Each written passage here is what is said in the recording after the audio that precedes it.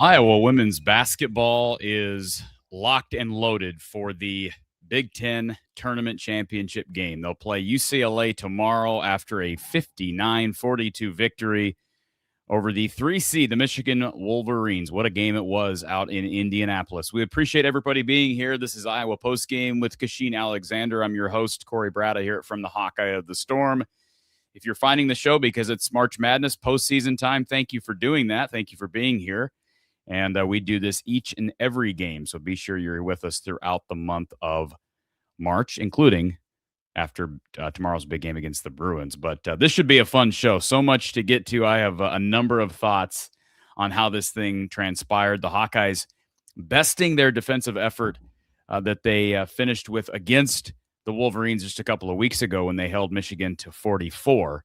They hold the Maize and Blue to 42 and advance to the tournament championship game.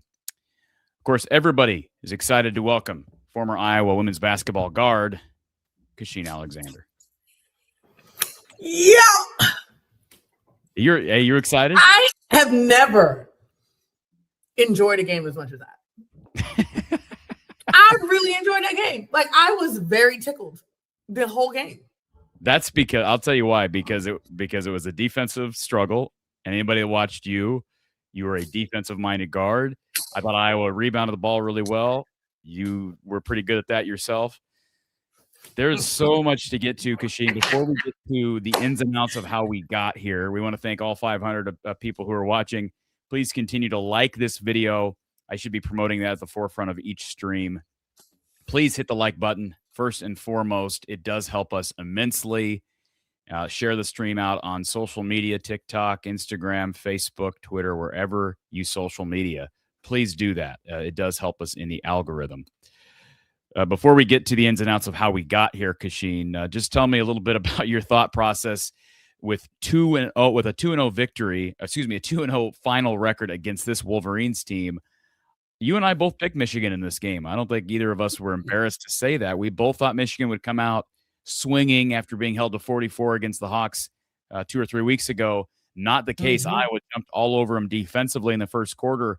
Michigan had their bounce back in the second and third quarters. The Hawkeyes closed the deal in the fourth. Just your overall takeaways from a very similar final result from game 1 to game 2 against this team. Yeah, I think that I've never been more happy to have my bracket busted than I am right now. I think, oh man, this game has so many ups and downs. I think that's the best part about being a fan, because it's like high, low, high. Like, I felt like we were on a roller coaster. It was great. They really responded. And I think the closing that we saw had everything to do with Hannah Stuelke's energy. 1,000%. I will say that I think the coaches did a great job of making adjustments. We would come out of timeouts and they would have a set play they were going to run. And that set play that they ran with Chitchat, that that double staggered, Taylor coming off the curl and Chitchat popping out, that was chef's kiss. That was beautiful.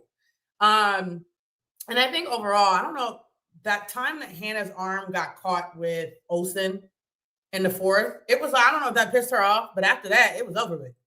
She became a whole different kind of player at that time frame. And I am very, very pleased with our effort, for sure. On the flip side, I'm a little nervous, but I'm very happy with our effort. Nervous because we just played a very tough physical game. And we got to turn around and play it tomorrow. So, but you're in the championship game. You got to make something shake. Regardless of result tomorrow, this is just another huge accomplishment for this team under Jan. I mean, it just is.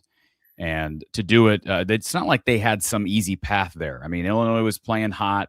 They really routed them.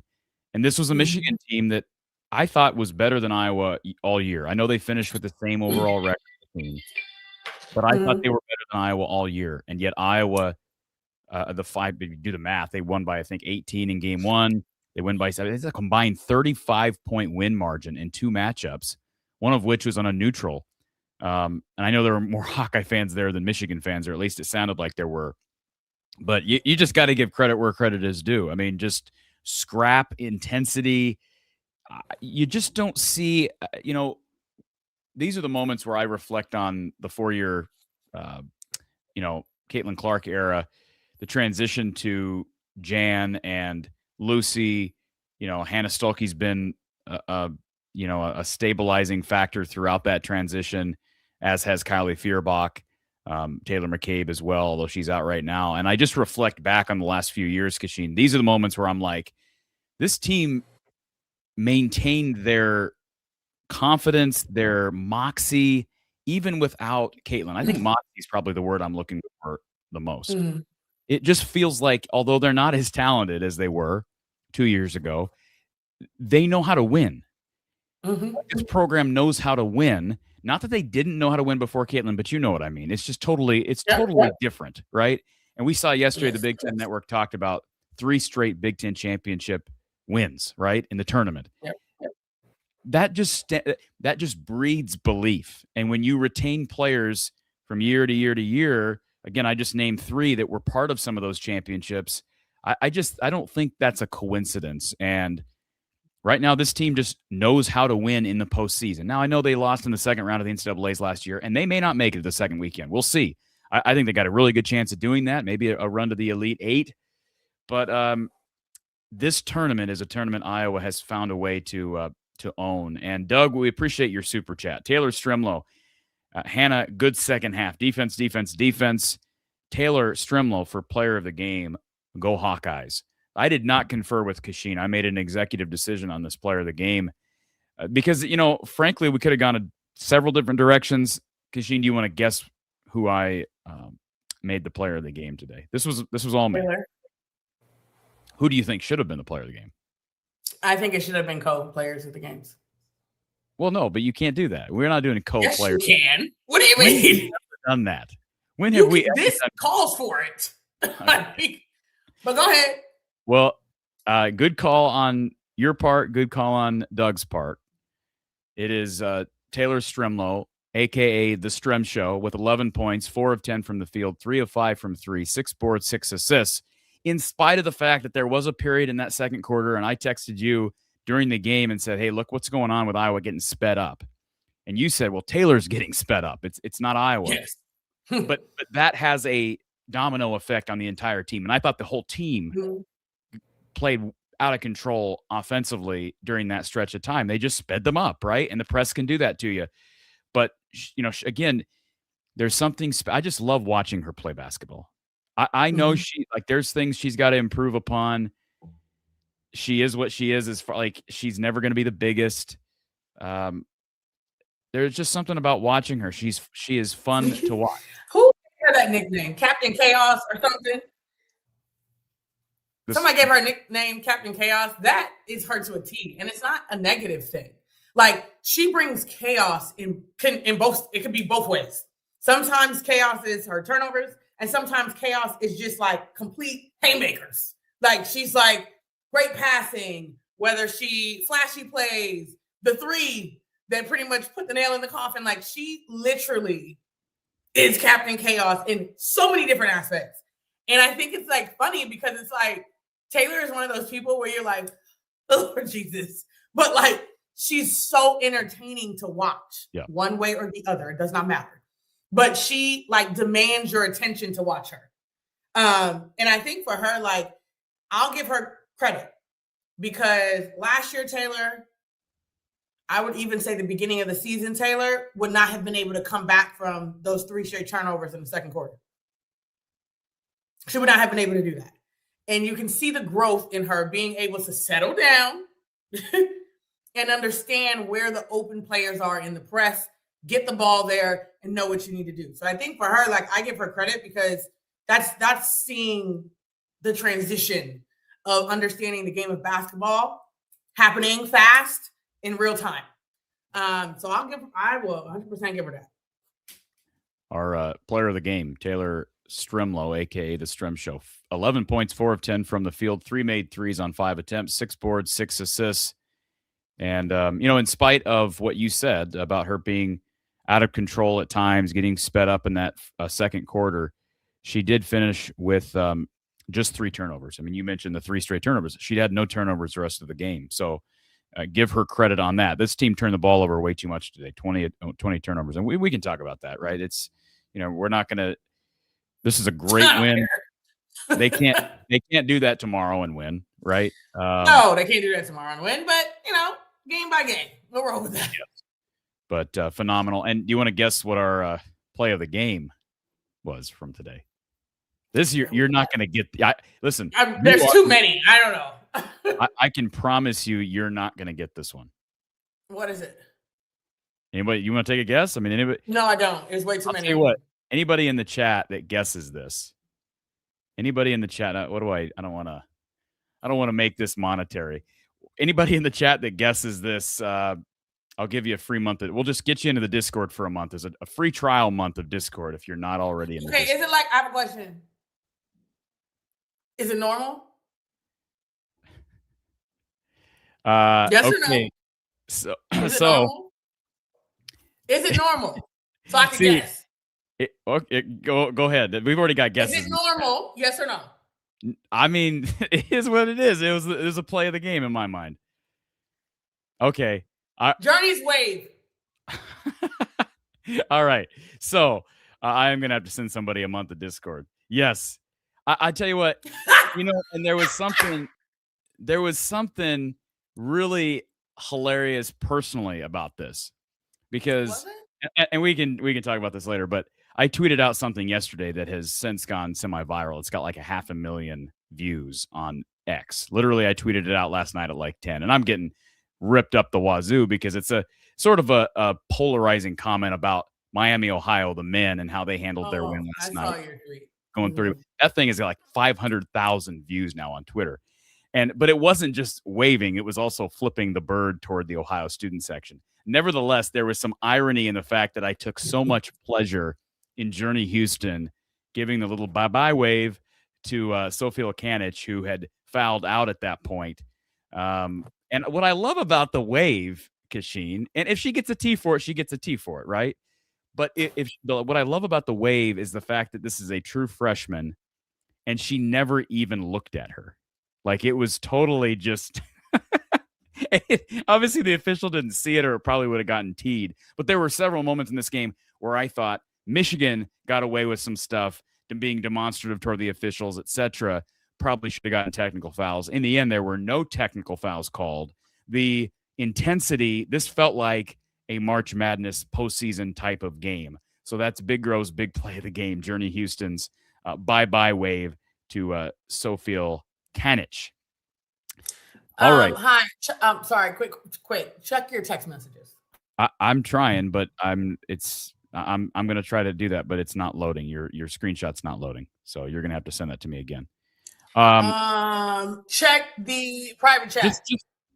Yeah. Okay. All right. Let's go to our first caller of the day. We've got Tim, who is here early. Tim, welcome. Thank you for having me. I'd like to say I thought the play of the game was going to be like when the clock was running down and Ava just picked up the ball and whipped it to Hannah for a wide open layup. But the bye-bye play was good. So, yeah.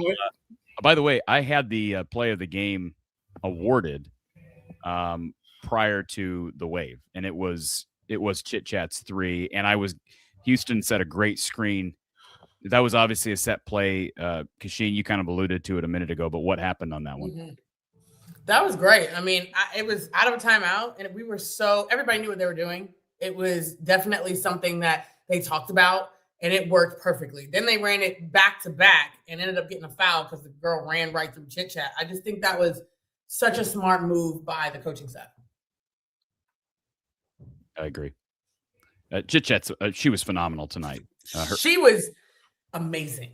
Her ability to get shots off, and they needed a steadying force as well when they got out of control, and I thought she provided that. I wish we've said this all year. This is not who she is yet. I wish she'd be a little bit more demonstrative and demanding of the ball, especially in those moments. But besides that, she was. Her defense was fantastic on swords too. Yes, and she was amazing on swords. I mean, somebody had to be that when you have Olsen and Swords that are both such threats from everywhere. Somebody has to be that secondary defender. I thought Kylie was really good as well. Yep. Don't look at the offensive numbers, but they were both really good. But were you surprised Chitchat drew that assignment given the lack of size? No, because that's what her assignment was last time. She was able to get over those screens. Swords is running off 3+ screens of possession. And I think Chitchat being so small, she's able to get through those screens probably better than anybody else anyways. And she's just a smart player. She was playing the screens correctly, and they weren't able to get anything out of it. Swords was shooting off-balance threes. She was airballing. She was doing all kinds of stuff. So honestly, like I said before, she was so impressive to be able to hit threes, calm the team down, and shut Swords down because she went on like a little run. She had like 3 threes very quickly. And then it was like, yeah, no. And I can't say enough about Chitchat and what she's brought to our team this year. Anything else, Tim? I will say that the game, it was stressful, but like Cash said, it was fun to watch. Ava, it was good that we won anyway. Ava kind of seemed all balanced a little bit. It was some shots that she was taking where they just wasn't regular shots. Like how she'd go up with them, it was kind of all balanced, where she was kind of fading a little bit to the side. But it was a good win, and I always say that it's going to come to a point in time where our guards are going to have to lead the way at some point because teams are just going to huddle in on our bigs. Like it was points where it was 3 people on Ava, and she wasn't even touching the ball. And UCLA is going to be a team. UCLA is beatable. I've noticed that during this tournament, I feel like they were unbeatable before the tournament, but watching them throughout this tournament, they're definitely beatable. they're not really an aggressive team. So it was good that we played Michigan before we played them. So it kind of seemed toned down to us. It's not going to be as aggressive. We just got to do our job offensively, take the best shots, take the shot clock down, defensively stay with intensity, be aggressive because they're not an aggressive team, and force them out their first game plan because scoring close doesn't make good in-game adjustments. We're going to come back to UCLA, I promise, on this, Tim, but I will ask, since you're bringing it up, Kachine and everybody, this is a quick turnaround. They play, I think, 1:15 p.m. tomorrow Central Time, 2:15 in their time zone out in Indy. But do you agree with Tim that UCLA is beatable? I mean, they haven't been beaten in Big Ten play.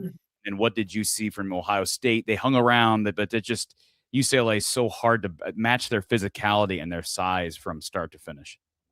Yeah, I think, well, number one, anybody's beatable.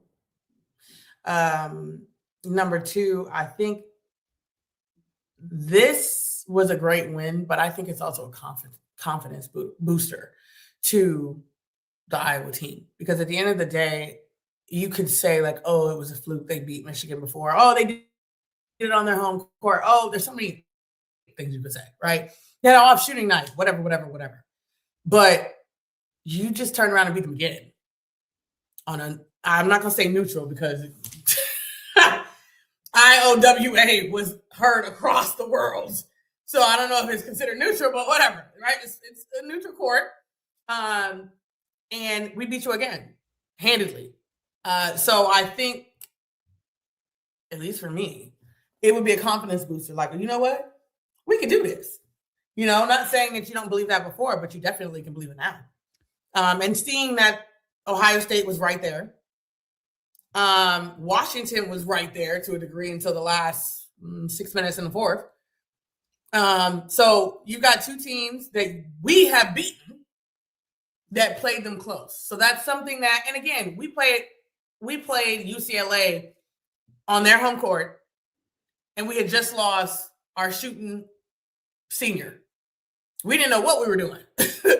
So I think for us, all of those things encompassing, I think it gives us a good mindset going into the game.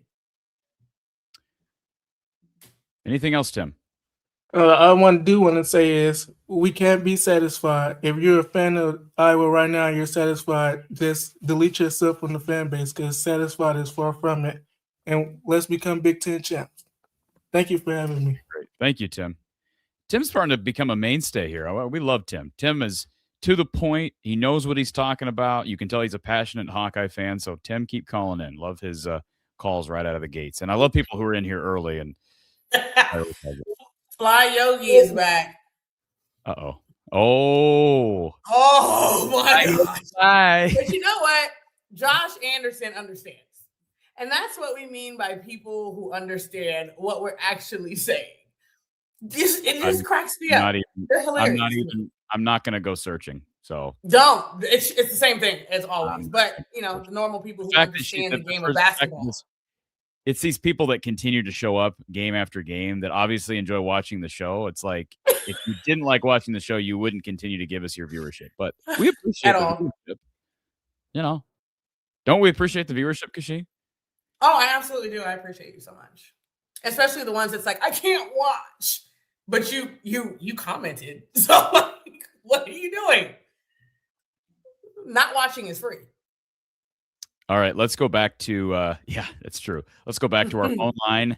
Thank you for calling Iowa Postgame with Kachine. Who's on the line? Hello. Hello, you're on the air. This message has been transcribed. I knew it was that. One moment while I notify the caller. One moment, Kachine. Just one moment. Fly Yogi is back. Welcome. John, you're with us. Hey, how y'all doing? Good. How are you? Yeah, better than I was the second and third quarters, but my God, dude, the girls played good. Loved it. Defense. A bit of a roller coaster, but yeah, the defense was phenomenal in what you could argue to be the two most important quarters. Yeah, that's for sure. You got to give Michigan some credit, man. They know how to dirty up a game and just make everything a fight. You know what I mean? They did good. I do know what you mean. I want to ask you this, Kachine. What is it about Iowa against this Michigan team? Is it just simply a bad matchup for Michigan?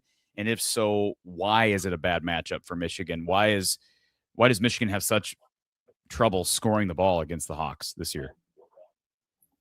Like I said before, I think they're very guard heavy, but also they have 2 players on their team that we don't have to guard, which is, I am not even going to attempt to say that girl's name who fouled out.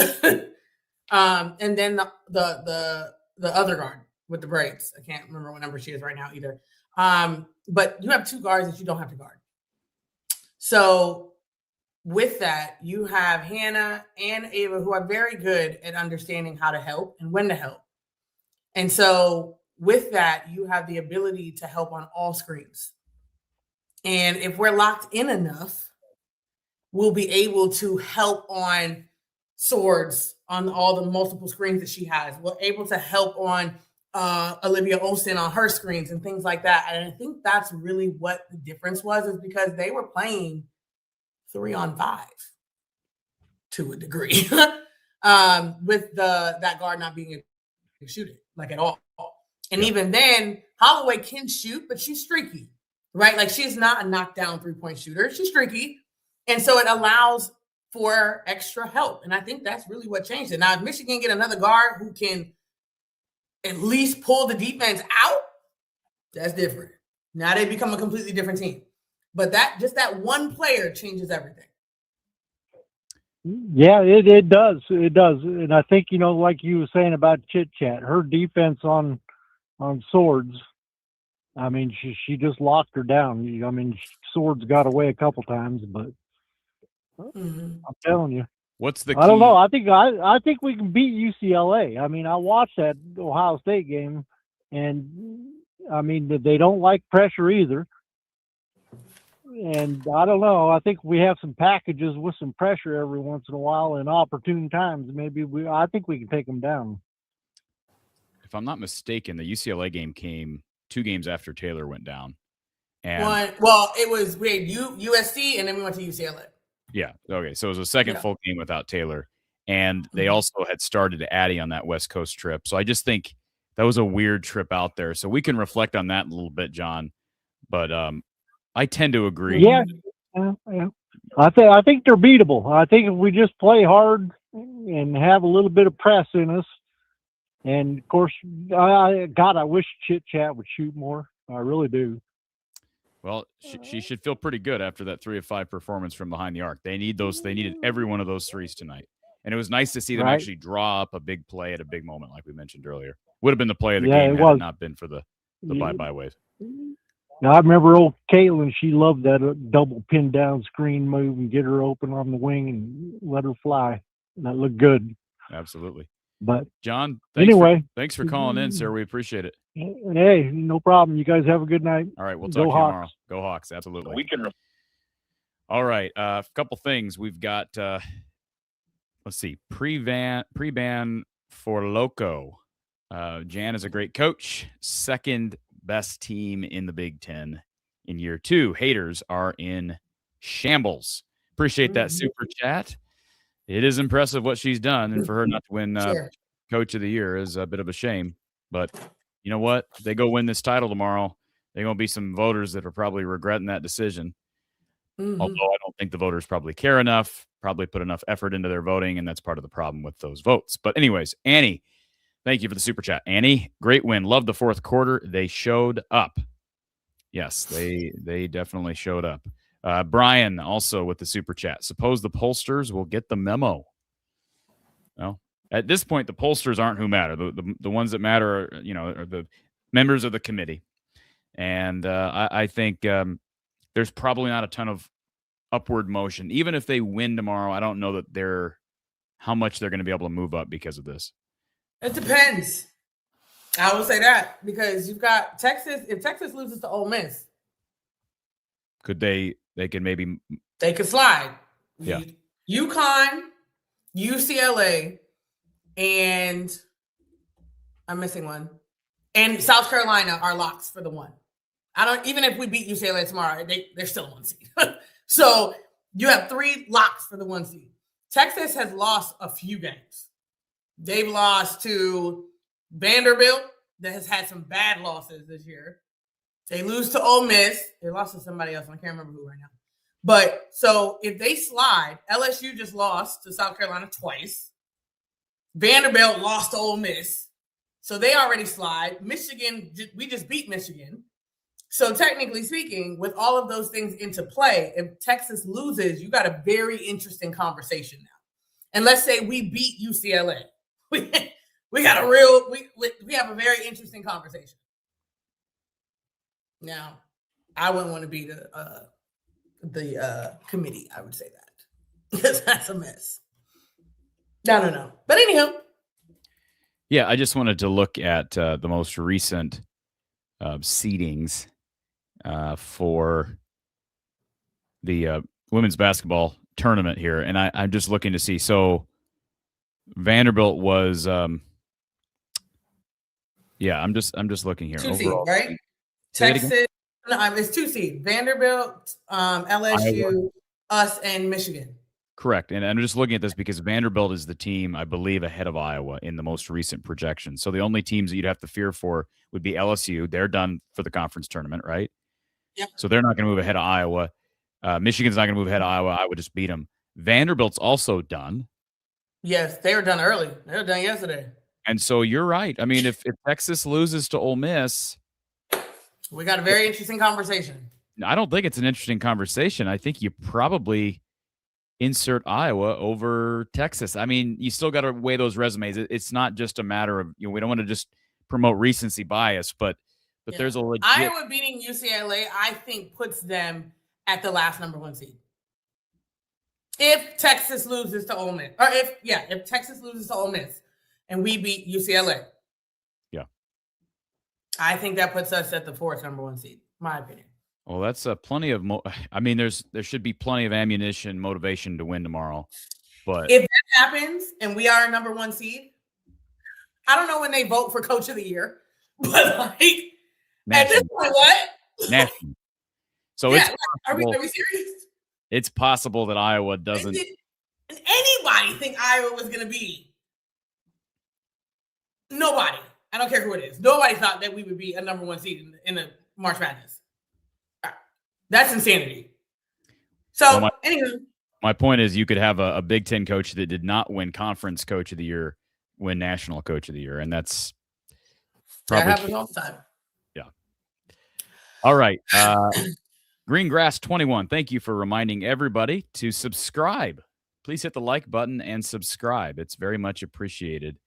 And Kelly reminding everybody to hit that like button. In fact, smash it.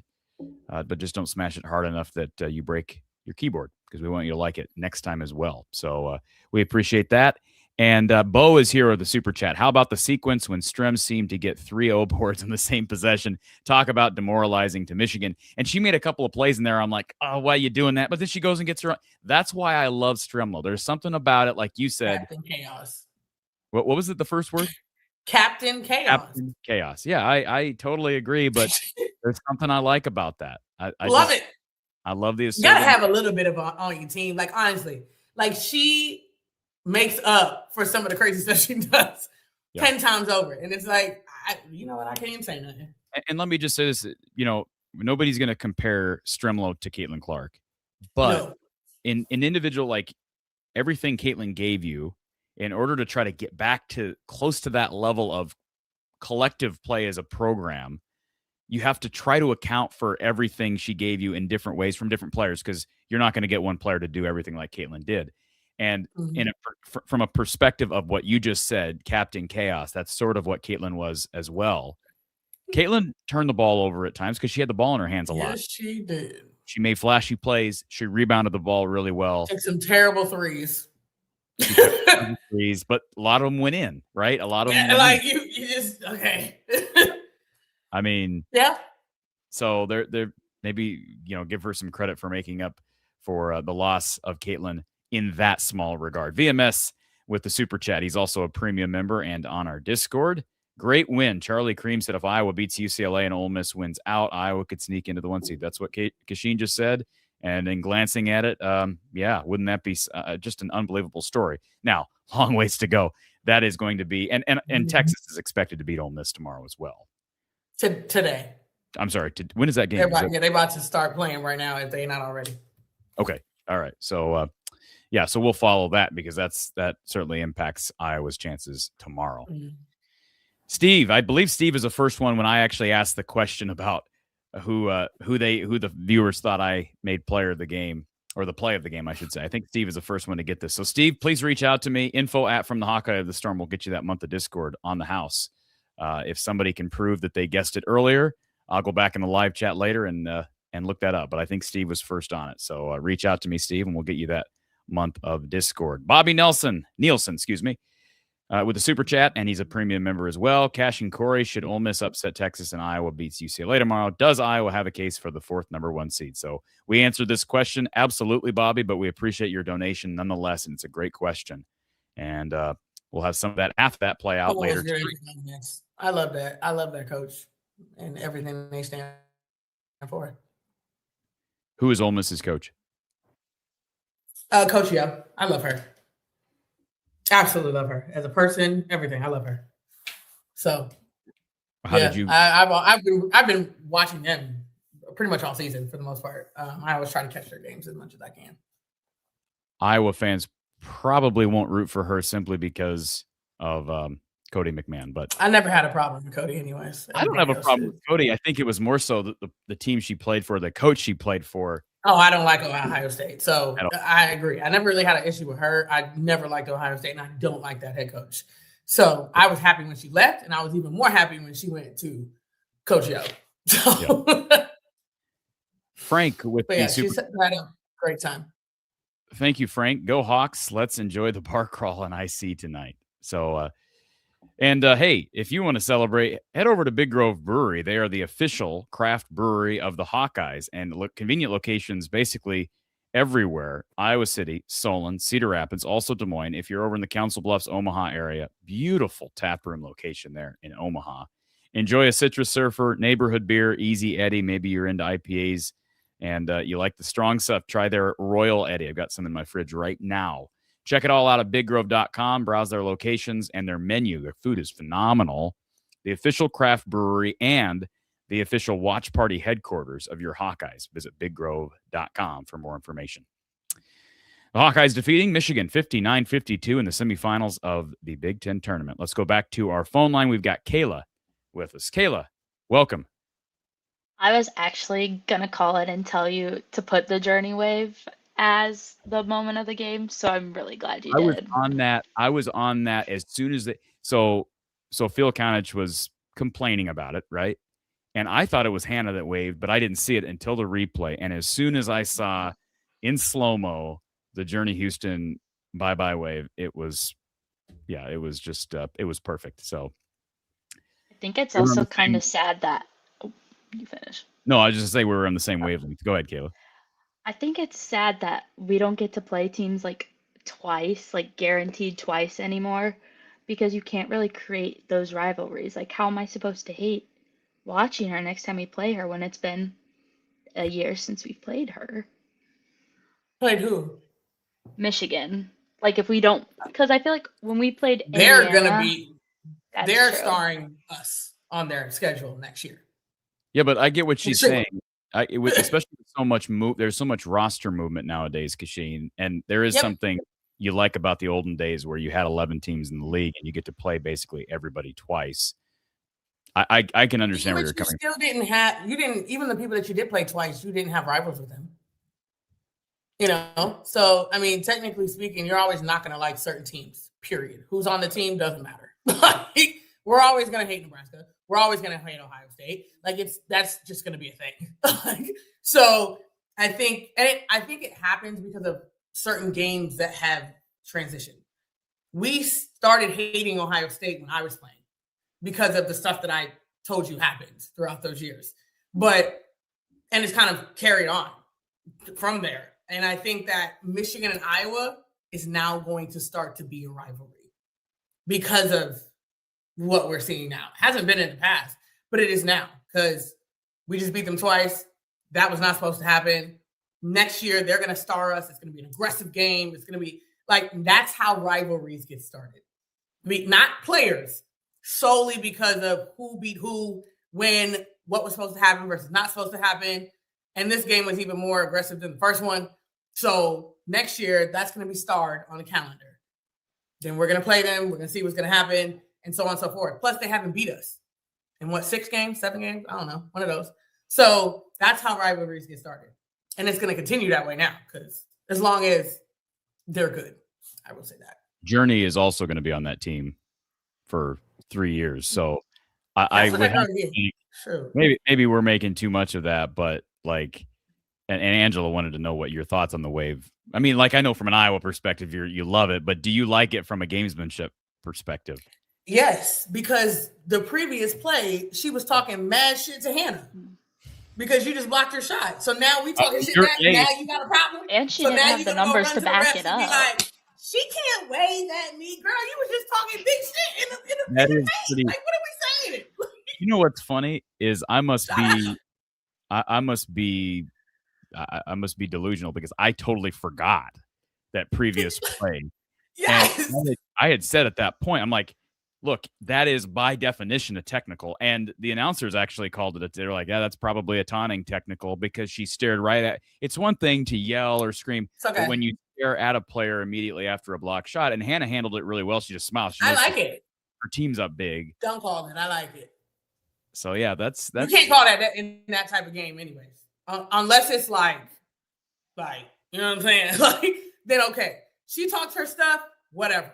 But the immediately play after, Hannah baits you into fouling her, because that's what Hannah did. Baited you into fouling her, and you took the bait. And immediately Hannah's teammate has her back, and now you go crying. Girl, that was a real Karen moment. But you know what? We're just getting past that, because that was crazy. I couldn't believe she did that. I said, "There's no way she's crying to the ref right now talking about dead point." What? Yeah. What? So Phil Kanich finished with. Let me pull up the official. I think we got the official box score now for the game.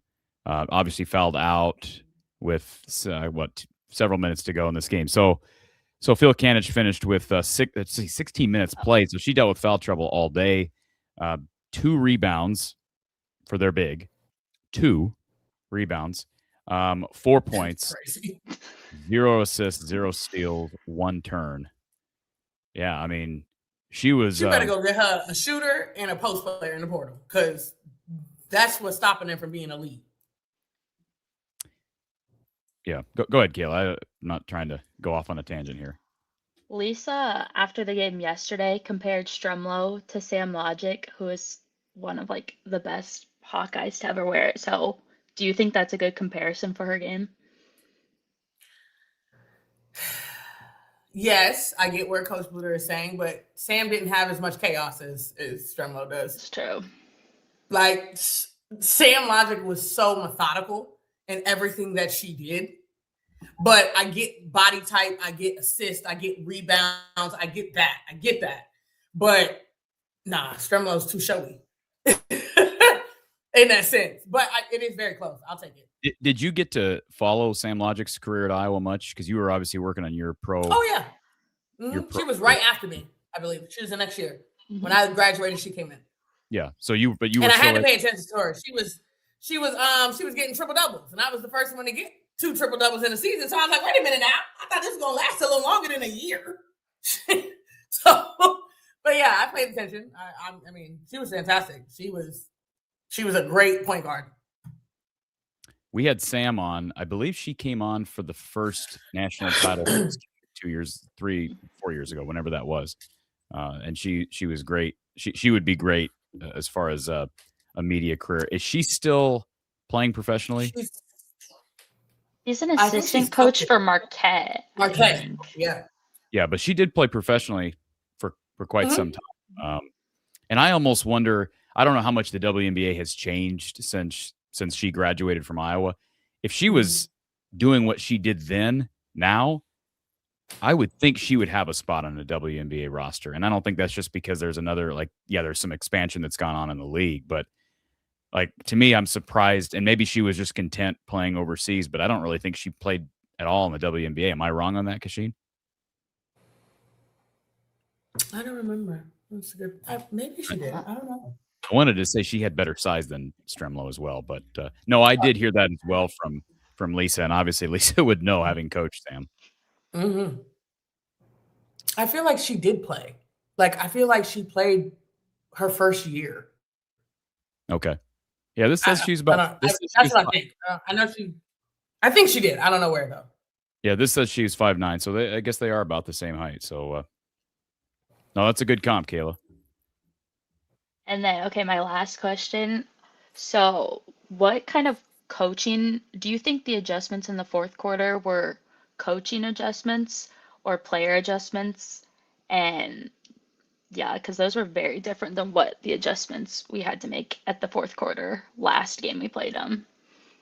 I think it were both. And I think that's why the fourth quarter was not only fun to watch, but it was so explosive because both parties came to it. I think that there was some great play calling in the fourth quarter. And I think the players decided that they were going to win this game. So I think that it was a little bit of both. Yeah, this is the fourth quarter box score if people are curious. 6 points. Michigan held to 6 points on 11% shooting. No made threes, and got out rebounded 9-6. Well, I guess you shoot 11%. That's bound to happen. And the Hawkeyes were 9 of 15 from the field that quarter, had 10 points off turnovers, were plus 10 in the paint. And how about that? Two quarters with a combined defensive total of 10. 10 points given up total between the first and the fourth quarters. Yeah, that's some good stuff. That is some good stuff. And I thought it was established in that first because we talked about it yesterday.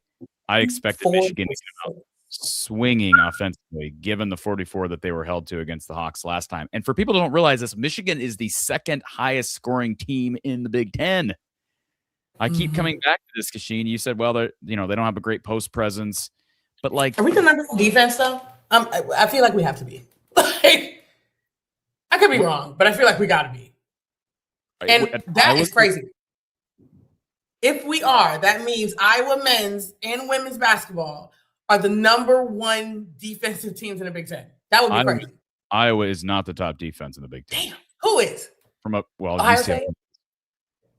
No, UCLA. I mean, if you're just looking at points per game, they're holding teams. There's two teams holding teams to under 60 points per game. Those are UCLA and Minnesota. Then it's Washington, USC, Michigan, Maryland, and then Iowa. Oh, dang. I feel like I guess we're coming to play when it matters. Anyways. I can look at some other metrics, but as far as points per game. That's okay. But no, I'm just saying, like, for Michigan to be held to that twice when they're averaging well over 80 a game, that just tells me it's a bad matchup. Half their points. Yeah, that's insane.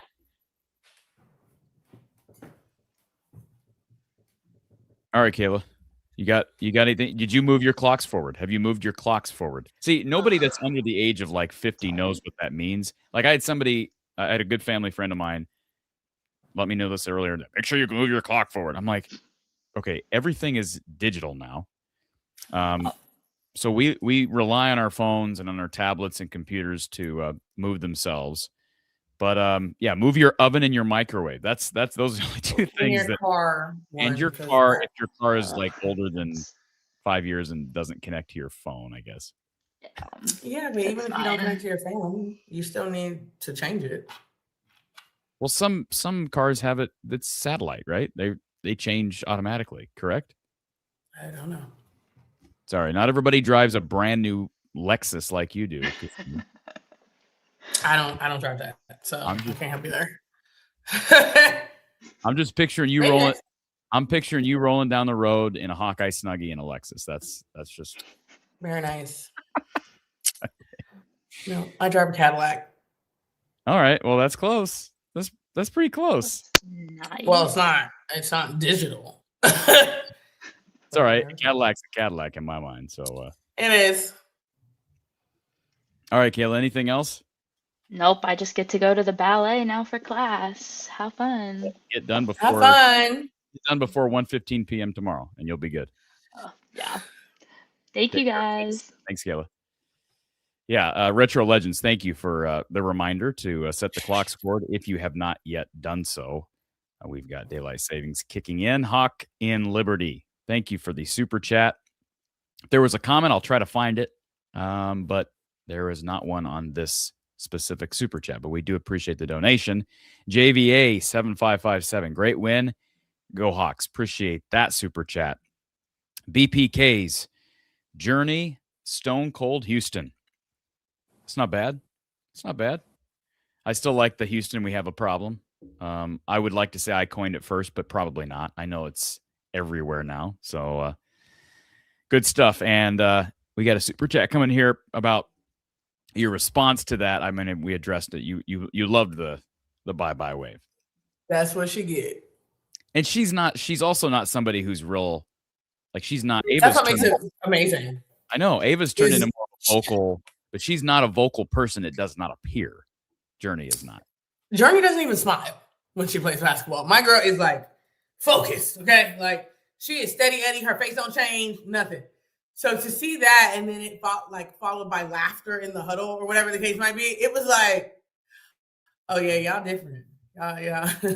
Everybody acting out, okay? I like that. Good stuff. Hawk and Liberty. Journeys by Felicia was 2 thumbs up. I love it. Thank you for the super chat. Kelly, road trip, anyone? Okay. It's going to be more Iowa fans than there was today, and that was a lot. So. Oh, absolutely. Yeah. No, people will make the trip to Indy right now. Somebody said it's a GIF already. Somebody sent it to me. I need to see it. Somebody sent it because I got to use it. The Journey wave is a GIF already? Yeah, somebody sent it to me somewhere. Discord, something. Put it in Discord. Do something. All right, let's go back to our phone line. Thank you for calling Iowa Postgame with Cash Money Alexander. Who's on the line? Jacob, how you doing? Hey, Jacob. We're doing good. How are you? Oh, not too bad. Just trying to sneak a workout in real quick. And, ooh, a little weak today. You want to finish the workout and call us back? No. That's not how that works. All right. Well, it's your world. We just live in it. Well, it's like Shaq said when he got older. 46 ain't 36. I'll tell you what. Well, Shaq didn't work. Shaq didn't work hard at 36 either. But go ahead. That's true. Great win. Love the ability in the fourth quarter in a tight game. This is the second time they've been able to do this in the Maryland game where they were able to say, okay, all right, let's lock in. And I don't want to use the cliche that they're able to flip a switch, but they're able to not let what previously happened throughout the game bother them. They're able to lock in as a team and play well, which is great. It's great to see. No give up. The thing I do have a question, Kachine, is on the inbounds, when we're getting pressed, am I wrong because what I see is Chitchat on either side, and she kind of just stands there. And are they using her as almost kind of like a decoy because she's just kind of standing there and not going towards the ball? And it looks like they're trying to rotate away from her. Or am I wrong on that? Chitchat be tired. She's just not going to get the ball because she's allowing somebody else to get it. If I was her, I'd be tired too. I'm running swords all over the place. So there's a few times where I was like, oh yeah, she's tired. She's taking a break real quick. Like you could see that she was not actually moving to the basketball. There was one time where both her and Stremlow must have been taking a break at the same time because neither one of them moved. And I was like, does anybody want to come get the ball? So I honestly think that's it. Like, and I've done it as a player where you're like, oh, so-and-so's going to get it. And then it's like, oh, shoot. She's not going to get it. And then you have to make a move to get the ball. Great effort by obviously Hannah in the fourth quarter. Again, not letting anything previous in the game get to her. she was able to lock in and pretty much take over the post, which was great to see. The one thing is, love Journey, love everything about her, but it's funny how on her jump shot, I don't know if I've ever seen anybody jump less or not even get off the ground when they shoot anything around the elbow. She makes them, but it's kind of funny to see. It's just she just rises up on her tippy toes, boom, that's it. There's actually no lift.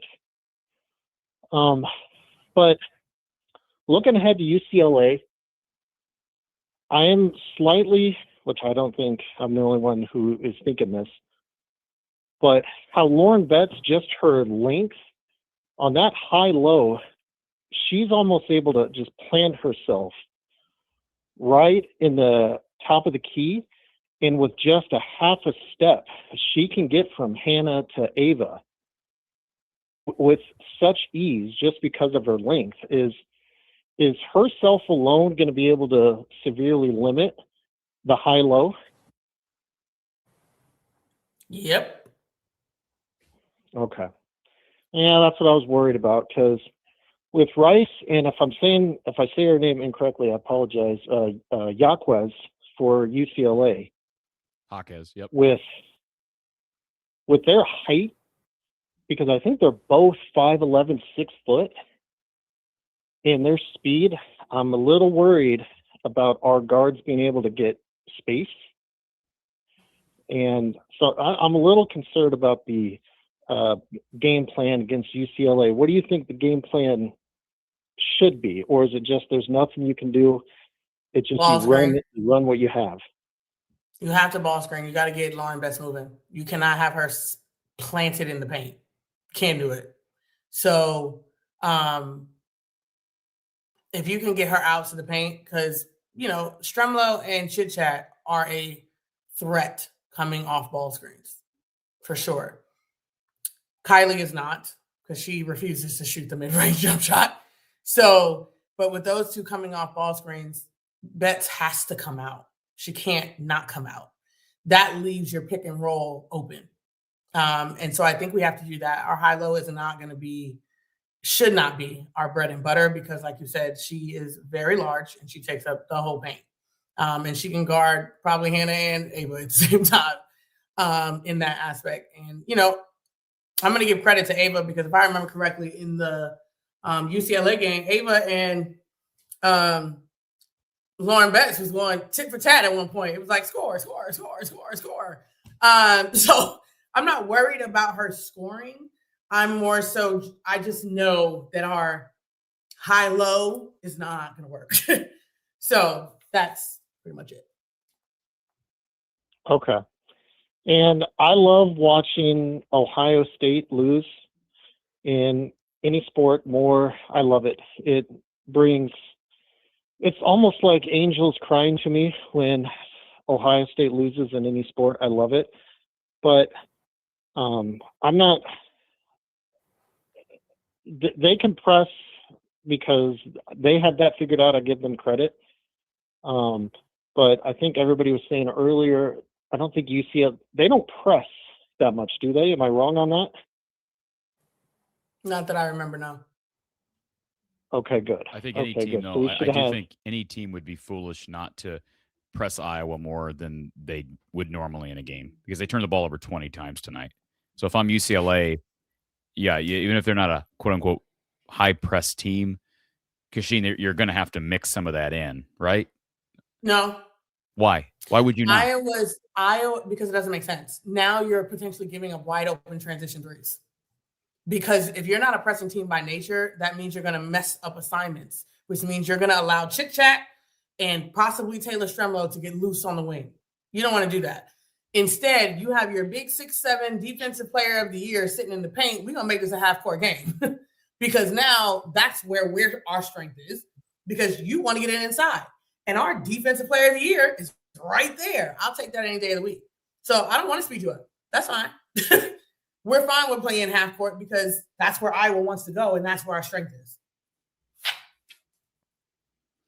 And is it hard for if you don't press that much throughout the whole season and you're at the end of the season, does a team practice enough to say, okay, boom, go do this? No, Is that's there why people don't do it. memory for that? That's why Iowa doesn't do it, because we don't press. So even if it would make sense to, you don't press. You're going to end up giving up wide open layups and or open three-pointers if you don't practice it often. Okay. All right. Well, that's all I have. Thanks for taking my call, and go Hawks. Thanks, Jacob. Appreciate you being here. Go Hawks, 100%. And just to address this briefly, with all due respect, I say this with the most amount of respect. Fly Yogi. Nobody cares that you're here or not here. Believe me, like, you can announce you're leaving. You'll be back the next time you want to say something dumb, but no one cares. Okay? I hope you have a great evening. Just do it somewhere else. Like, we don't need you here. With all due respect. Hawkeye Doug, thank you for the super chat, Hawkeye Doug. Hit the like button. Upsets can happen. They play the game for a reason. Good luck, Iowa women. Men are a lock, right, Corey? Men are a lock. Been saying it for like 2 weeks now. They're in. They are in, regardless of what happens. They can lose to Nebraska tomorrow. I don't want that to happen, but even if it did, they are in. Now, with that being said, Iowa, boy, I don't know the last time we've had two games in which Iowa's, the men and the women, are going to be heavy underdogs on the same day. The Hawkeye women against UCLA, so we could easily walk away with 2 losses tomorrow. Should not get either fan base down, because is still in front of both teams. They still got games in front of them, and those are heavy assignments. Iowa at Nebraska tomorrow. They'll want revenge, and then the Hawkeyes against maybe the best team in the country in UCLA. Doug, thank you for being here as always. We appreciate you. Thank you for being a premium member. He's also in our Discord. Big salute, 6894. Cash, love the win, love your hair. Let's get it. Let's go. I love that one. Good stuff. Thank you, big salute. DM Product One has become a YouTube member. Hey, we appreciate that. Please also consider joining our Discord. Constant chatter. And I mean constant chatter. And you don't have to be a part of it all if you don't want to, but it's a fun time. So instructions across the bottom of your screen. Hey, do it before tomorrow. We'll get you the link tonight to join the Discord, and you can share in the championship game chatter or the Iowa men's basketball game chatter. The women will play at 1:15 Central Time tomorrow. Men play at 4 Central Time. So this is going to be interesting trying to swing this post game tomorrow, Cash. We're going to have to keep it to like 45 minutes, and that's if the game ends on time, because the men will be playing not long after. All right, let's see. We've got a super chat coming in from Jess. Captain Chaos was wearing Caitlin Clark's shoes again. Maybe it's the shoes. Maybe it's like Mike, right? Like Mike wasn't. It was all about the shoes. So, Jess, thank you for being here. We appreciate your super chat and your support. Seeing your name in the chat, so we appreciate that. Also, Zipper Rhino, Zip Rhino, 73 becomes a YouTube member. Thank you, a channel member here on YouTube. And again, please consider joining the Discord, but we appreciate your membership as well. And David reminding everybody to hit that like button. Let's go back to our phone line. We've got Christy on the line. Christy, welcome back. Hey, how are you guys? We're great. Hey, I had to get on this way because last couple times it doesn't come through on the phone line. So I encourage anybody that can log in via StreamYard to log in via StreamYard. Even if you're only on audio, there's too many people trying to call the phone line and StreamYard. We have tons of openings on StreamYard, so we appreciate you doing that. yeah, and it was super easy too. So this is my first time on here, but it was really easy. Cool. So just a couple quick comments. One, the Discord's awesome. Love it. We have such a good time in there, talking throughout the whole game. And it is a roller coaster, just like the game. So we're up, we're down. We don't like the plays. We love the plays. It's great. It's a lot of fun. So if you're not in there, you're just missing a whole element to the game that's really fun. It is a true fan experience over there, Christy. To Journey Houston, they did interview her in the post game, I think yesterday, and somebody asked her about her personality. And she said, oh, I'm really even keel. Like I never get too high, never get too low. And so I really loved the wave even more because it is out of character for her. And I also love it when she smiles. I think she has the best smile, and I just wish she would smile in interviews more. But I understand if that's not her temperament, it's not her temperament. But Hey, to see her get a little feisty, like, made my day. Yeah, your comment might get back. Maybe that'll get back to the Houston family. Smile more. That's a good thing. You know, We love it. she's like the opposite Lucy Olson, right? Like Lucy Olson. Remember, like Lucy had that nervous smile where she just couldn't stop smiling. And I love Lucy, right? Like we all love Lucy, right? But there's a spot for both. And maybe Journey will. I don't remember Ava being. She's definitely got more of an, extrovert personality, but I don't remember her last year being so almost fanatical with her expressions and her vocality and all that, Kachine. So agreed. So the third thing is, during the third quarter, when the game was ugly, it was ugly on both sides. Both teams looked horrendous. It looked terrible. They did pan to the UCLA team watching the game, and they were literally just laughing. They were just laughing at like how bad these two teams were. I don't know if you caught that in the broadcast. But so Cash, my question is, if you're the team that's going to play them next and you're looking going, whichever team we get, it's a joke. How ready are you actually going to be to play? Like, how much harder is it now going to be for the UCLA team to get up for the game if they already think they haven't won? Well, because neither one of us was there, technically speaking, but my expertise is they probably weren't laughing at the game. They were just laughing and not paying attention because they are probably eating their food and whatever else they're doing over there.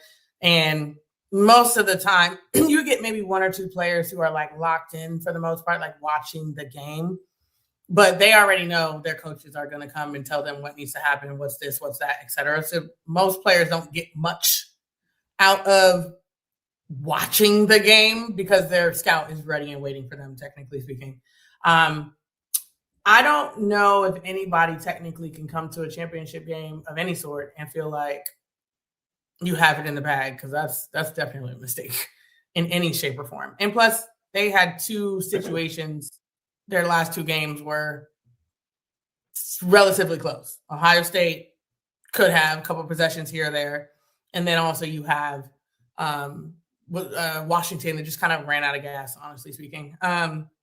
So for them, they're not – I would say they're not playing their best basketball right now. I will say that in that aspect. So it should be an interesting time frame, but I'm sure the coaches want them to get back on the right track before the March Madness.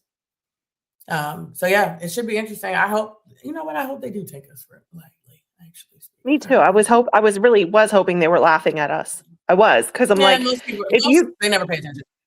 If you think it's a joke, then you won't come as hard. Yeah, what you just said is absolutely right, Christy. Like, who cares if they're laughing? But if only for the perspective of that's only going to help Iowa's case tomorrow. And it's not just about them overlooking Iowa, which I don't think they probably are. Even if that is, let's hope that's the perception. In fact, let's put it on blast right now. It appeared that UCLA players were laughing at how bad Iowa was today. Because I'm just saying, like, that'll get back to the players, not from me, but just somebody's talking about it. Kachine, any possible motivation, even if it's, from an echo chamber, even if it's not real, you can channel that. Say it again. Well, Michael Jordan always used to make up fake offenses so he'd be mad at the other players. Yeah. So, hey, Iowa girls, UCLA was laughing at you, so you better come prepared to shut them up. Absolutely. 100%. Yeah, you can make anything a thing. Because I will say, like, if we get fourth quarter version of Iowa for 4 quarters, they will be in that game. They will be in that game. I'm not saying they'll win, but they will be in the game. If we get third quarter version of Iowa, we're going to get blown out the gym. Agreed. So it just depends on which team shows up. And to me, I know we've talked before in the season that like Hannah is really like, if she's fired up, the team's fired up. I would argue if Stremlow is fired up, the team is fired up. I think Stremlow just puts so much gas in this team. And when she gets feisty and she gets going, I think it does feed to everyone else, which in the post game of this game, they were talking to Chat, and Chat even talked about that, like how Stremlow like kind of feeds the team. So I really hope Stremlow shows up tomorrow, like ready to be feisty.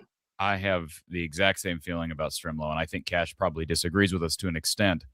Early in the year, we said that Chitchat is the engine. I'm not taking anything away from Chitchat, but like I think that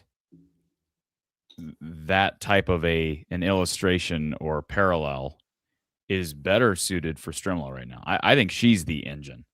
Well, I think Chitchat is like kind of the mastermind. Like she's the head puzzle piece mover, but I think what's feeding the team energy is coming from Stremlow. Like you can have that kind of duality in that you have one person who can really move the pieces around really well. And then Stremlow's like, yeah, come on, let's go. Like, I think that's what she brings. And I do love that, you've called her Captain Chaos, because chaos is hard for the other team to plan for. I mean, chaos brings an element of unknown to every game. And I think that's what Stremlow brings, because she can just do weird stuff that you're like, what the hell, that shouldn't have worked, but it worked. So I think she's really the key to unlocking the team going forward, is getting her making good decisions, but still being a little chaotic. Controlled chaos is what we need from her. Right. And I'm not, again, my comment is not to take away from Chitchat at all, but it's almost like, she is, maybe she is the engine and Stremlow is like the gasoline. I don't know, but it's, Kachine, why do you keep getting quieter and quieter? Is it just me, Christy? I can't hear her at all. No. You can't hear her either? No way. Can everybody hear me? Now we hear you. Now we can. Like every time you start talking, you get quieter and quieter.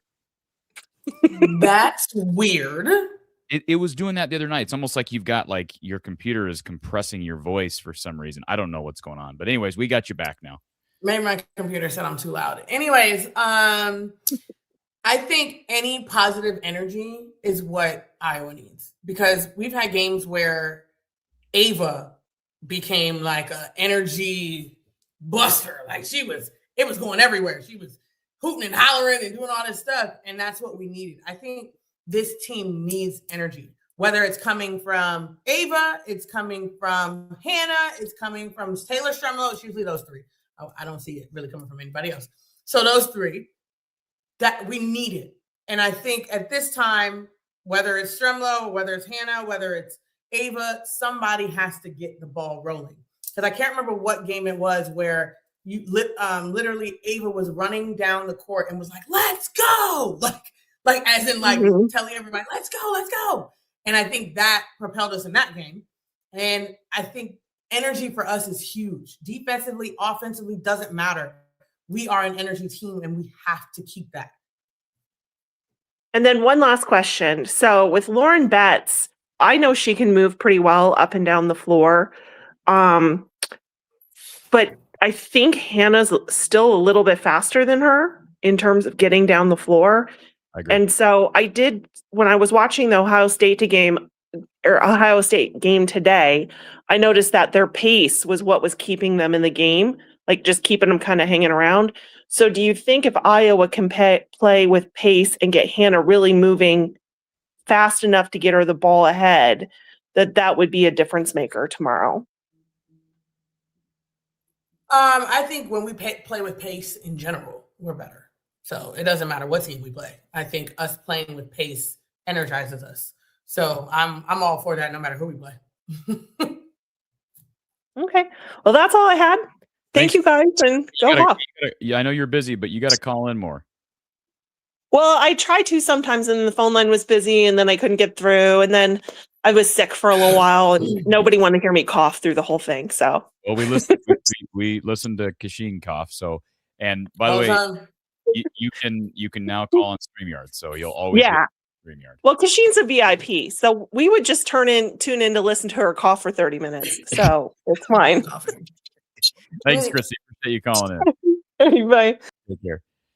All right. We're going to take a very brief break. Folks, if you have not considered sponsoring the show, if you have a business or want to promote your venture, please reach out, info@fromthehawkeyeofthestorm.com. There's still time to sponsor our March Madness coverage.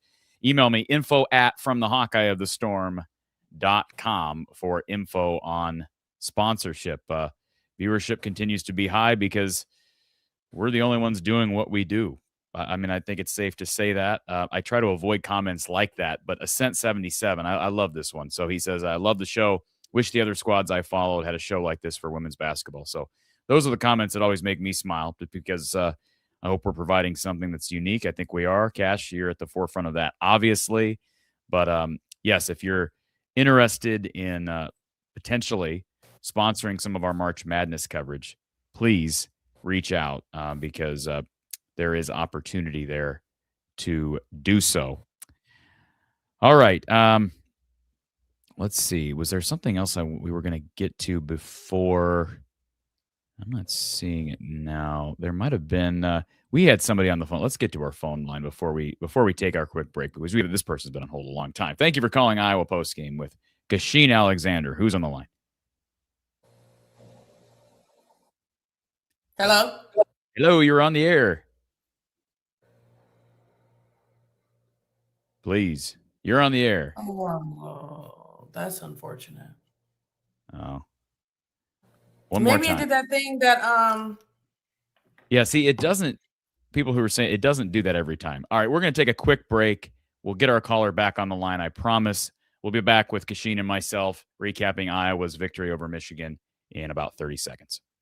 Floor covering, we believe great floors start with great service. Whether you're looking for a plush carpet, durable LVP, timeless hardwood, stylish laminate, or beautiful tile, including custom tile showers, we'll help you find the perfect fit. No pressure, no pushy sales tactics, just honest guidance from a team that listens. DIY Weekend Warrior, we've got the products and advice to set you up for success. Iowa Floor Covering, floors you'll love from people you can trust. Everybody needs to reach out to Iowa Floor Covering, if only to thank them for their support of this show. They've been with us for literally years, years and years and years. We appreciate Tyler and the guys down at IFC and Bondurant. So we are going to try to get our caller back on the line. I don't think we have them on the line at this time. Let's see if we can get them back on the line. We're going to do so the old-fashioned way, Cash, the way you love it. 4, 6. All right, 7, we're not gonna let their number be divulged on the air. Let's go to our next caller. We'll get the caller back on. Thank you for calling Iowa Postgame with Kachine Alexander. Who's on the line? Hey there, this is Chris in Detroit. How are you all doing tonight? Doing great, Chris. How are you? Hey, I'm doing awesome. This was such a fun game to watch. Just a couple of points to make. One thing, I've been the biggest Journey Houston fan this year. But one thing I think that really goes unappreciated about her is that she is just completely unafraid to take that elbow jumper when she's open. And that's so rare to find in a freshman who's coming off the bench.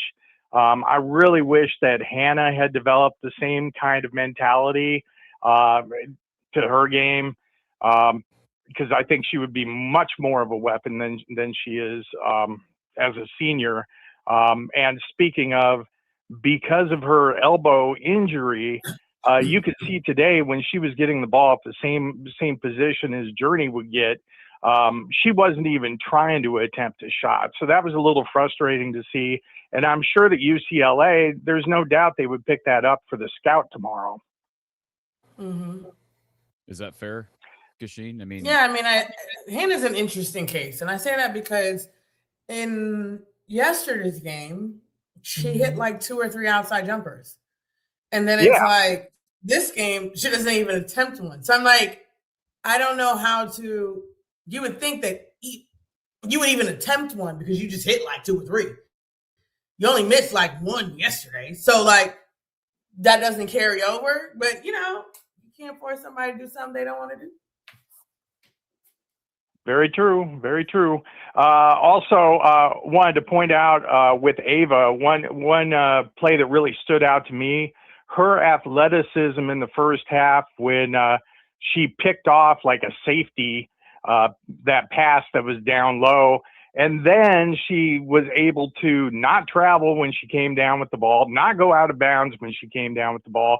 She gathered herself, threw a great outlet pass, and Iowa was off and run in the other direction. I don't know if I've seen another big for Iowa make that kind of play before with that athleticism. Yep. She is our most athletic big ever in the history of Iowa basketball, in my opinion. That's a big statement because there have been some great bigs that have come through this program. I said athletic. No, I know, but no, I'm just saying. But there have been a lot of great bigs. So if she's the most athletic of all those bigs, that says something. It says a lot. And then she won that over with that little off of Deal's fake pass, whatever that was, and she shot that reverse layup in the air. She won it for me at that point. It was like, oh yeah, she's hands down our most athletic big to wear Iowa uniform. And I also wanted to give a shout out to Chitchat. I think one thing that's really been unappreciated about her this year is she just seems to be a real calming force for Iowa, but she is also just so clutch. It seems like every time that Michigan was making a run, either closing the gap or when they finally did take the lead, she would just calmly come down, hit a jumper. Sometimes it was a three, sometimes it was a pull-up mid-range jumper. But, you know, she's just got ice in her veins. And to think that we still got 2 more years with her running the show, you know, the sky's the limit with that. And last point I wanted to make before I let you all go. Tomorrow, I just feel like we're playing with house money. Whatever happens, happens. So go Hawks. Agree. Yeah, absolutely. They don't have the pressure. Agreed. Appreciate your call, sir. That's a great point. And, you know, I don't know that UCLA is playing with much pressure they're playing as the favorites, but it's not going to really hurt their seeding in the NCAA tournament, Kachine. They're going to be a 1 seed regardless. Now they may move up a spot somewhere, right? And we really want to get in the weeds there. They may become the 3rd 2 seed versus the 2nd 2 seed. But yeah, I mean, I do think Iowa certainly is going to be playing with house money tomorrow. Someone wanted to know about, let me find it here. So yeah, Jerry wanted to know, do you really want to be the 1 seed? I don't know why you wouldn't want to be the 1 seed. Why not? You're going to play a bad team. Let me not say a bad team. You're going to play, quote unquote, a worse team. You don't have to see a good team till later in the NCAA tournament. Yeah, I agree.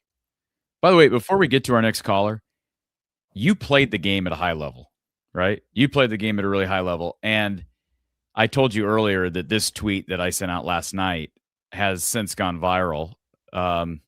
This is of Miami, Ohio beating Ohio 110 to 108 in the final moments of that game. Something must have happened in that game.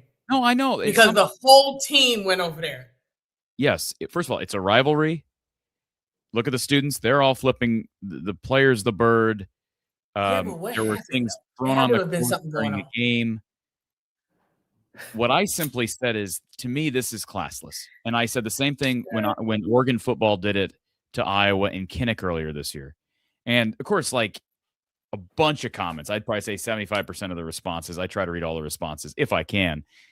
They're all like, you're a blankety blank, you're a pansy. I'm using language that's appropriate for this show. Like, right?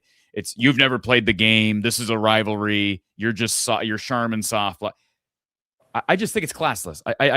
I don't approve of if I'm a coach, I'm instilling in my guys, we're better than this. And regardless of what the students in the stands that don't have anybody really to be accountable to, we do have someone to be accountable to. Ourselves, the staff, and our fan base. We want to represent Miami, Ohio differently.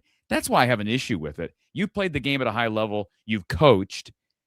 How would you feel if you were the coach and your players did this, even if they were treated horribly during the game? I don't like it, honestly. I think at this point, you go on about your business. I think if you're going to do it to a degree, right, I think going across the court is a lot, right? So, like, when I talked about, for example, there's a level of threshold. So let's go back to the controversy of Caitlin Clark and Angel Reese, right? I didn't mind Angel Reese going like this. I did not like her following Caitlin around. Correct. I agree. That's too much, right? Like now you're overdoing it. Now you become that's a classless slack act, in my opinion. But in this scenario, like if you were gonna, wave at the crowd or whatever the case might be in front of your bench as you're waiting to go to what is happening. I feel like I'm hearing my voice. No? Okay. If you're gonna wave, probably is. We're gonna we'll put our caller on hold. Okay. If you're gonna wave at the crowd or whatever the case might be as you're going to, fine, whatever, I don't care. Like, you know what I'm saying? But it was like, that's really far to travel. Like to do that. Like, what's the point of it? I don't understand. I'll just never understand. And a bunch of people were like, we need more of this. This is great for sports. I've read you have your opinion. I don't understand the premise of as soon as a game is over and you've just went 31-0 in the regular season, the first thing in your brain is to go taunt the opposing fans who are not worth the time and immediately think of raising one finger and yelling F you, F you, F you. Like, seriously, you can't just celebrate with your team. I just think it's so pathetic. Yeah, it's really far. Like I said, it's just extra for no reason. Like, moving on, let's go. Because they were supposed to win, right? They were playing a middling Ohio team that was barely 500 in the league. Right. Like, you were supposed to win. Act like you've been here. Act like you've been here. And they haven't. So anyways, I just wanted to address it because I know that it was a talking point. Like I said, that... Pause. I'm so sorry. Ban Princess. What we don't do here is talk in that kind of manner. You can never be on here again. Yeah, we're going to do that. Thank you for bringing that to my attention. Again, morons that hide behind an alias. That's, I'm not trying to name call. They're just morons. So I had somebody yesterday respond to my comment, not like that, not with a racial epithet, but that made some stupid comment. And I just said back, you're no wonder you're making the comment. You're hiding behind a stupid alias. So that's the problem with social media. And usually those people. Mm-hmm. Yeah. So, all right. Well, they're done, so they won't be back. Let's go to our next caller. We have Corey on hold. Corey, welcome. What's going on, Cash, Corey? Love the show. These ladies bring me so much joy. They've made my day. I'm grateful. They are not the Iowa Hawkeyes ladies basketball team. These are the daughters of Iowa, and we love them as such. But Cash, the first thing that comes to mind, and I always think of this, you've always got Journey's back. And I want to ask you this personal question. Do you see a little bit of Journey or a little bit of yourself in Journey Houston? Yeah, that's why I liked her from the first exposition game. Why can't I speak? Exhibition game. I 100%. I mean, I was way more boisterous than she was, but I do see some similarities. So yeah, for sure. I mean, you guys, you don't over celebrate yourself, but you're a blue collar. It's just that's what Iowa loves, is these people that aren't all about themselves, but they're gonna put in the work and they're gonna scratch and claw, and they may get overlooked. We might be a flyover state. I love this team. They're so inspiring. And I'm biased, but I get far more joy out of these Iowa women than I do even the men. And the men have been very inspiring. But I wanted to ask you, Cash. Okay, it's getting real here. How do we beat UCLA? What do we got to do to beat UCLA? We got to hit some threes. That's for sure. I think that our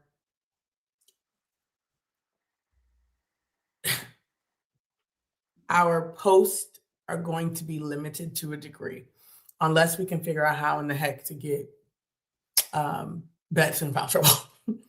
Now, like I said before, I don't have a problem with Ava and Bets because I've seen them go head to head, and Ava held her own. So I don't have an issue with that.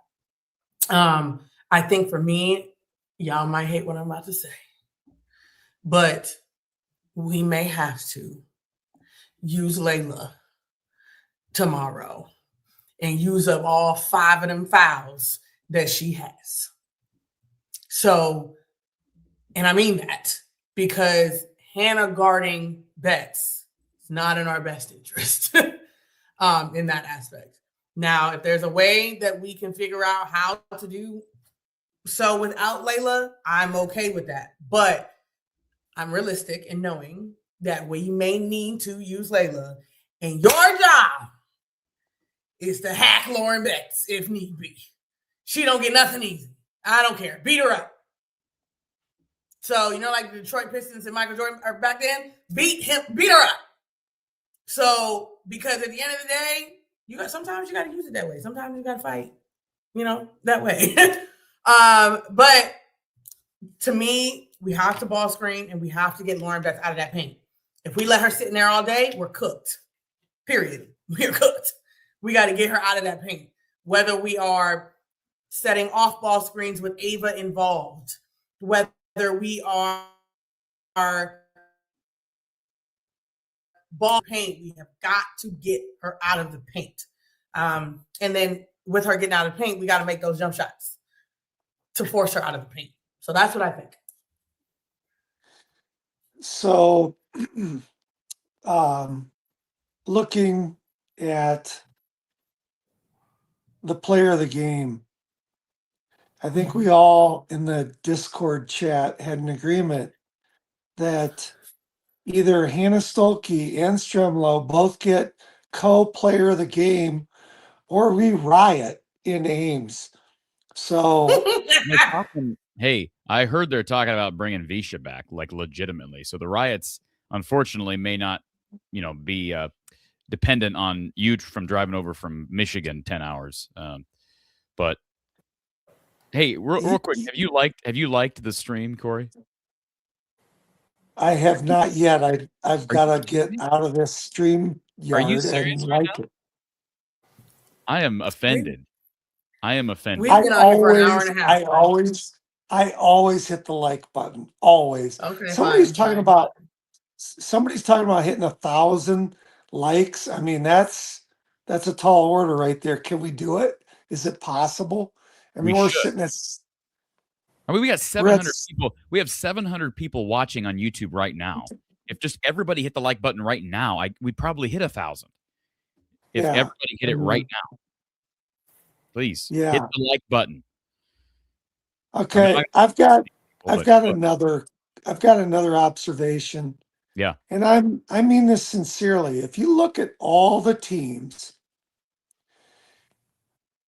all around the nation, you tell me another team that's got cuter smiles than our team, more genuine, more loving, more cuter smiles than our team. Our team is the most lovable team. That's why we get people from New Zealand, people from Zimbabwe, people from Chile liking this team. They're just likable. And I think we have to somewhat give credit to the culture that Lisa Bluter has created and Jan has continued. And as much as I don't like Jan for not ripping into the refs at times, I'm very proud to have Jan Jensen as our coach at Iowa because she's grateful. She's a loving person. And it's just refreshing. This team just gives you a sense of just goodness in general. And it's just joyful to watch this team. I will say it was even a little bit more joyful when Lucy was there. But I've never seen anybody carry themselves as great as she was. A great college basketball player. And I think great I don't know if this is maybe anecdotal in my thinking, but typically the great ones carry themselves with maybe more of an edge. And she didn't necessarily demonstrate that edge as much as she just seemed like a fun-loving personality. I mean, I don't really know her personally other than just interviewing her a couple of times. So, but yeah, I agree with you. There are a lot of really likable people on the roster, I think. And you know, two of the people, I think people love Jada Gyamfi. They love Callie Levine. Those players exude that from the bench, and that's culture. Can we take a minute? Because everybody that keeps talking about Emily Rodriguez, she is the first player off the bench with Callie Levine to cheer for her teammates, make, monstrous whenever we get and ones, whatever the case is. If she was not locked into this team, she would not be doing that. Watch her on the bench. She is just as excited. I mean, she may not be going crazy like Callie because the girl is probably still a little injured. But at the end of the day, she is still so very much locked into this team. And I think that is attributed to the culture that Iowa is and why many people don't want to leave Iowa City and the program. Cash, that's an amazing observation. And I have not noticed that at all.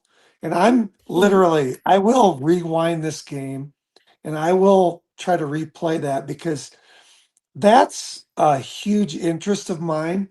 And wow, what an observation. That didn't even enter my mind. And I've heard rumors like Emily is gone. And I'm so depressed because it's like, no, don't tell me these things. But I believe it.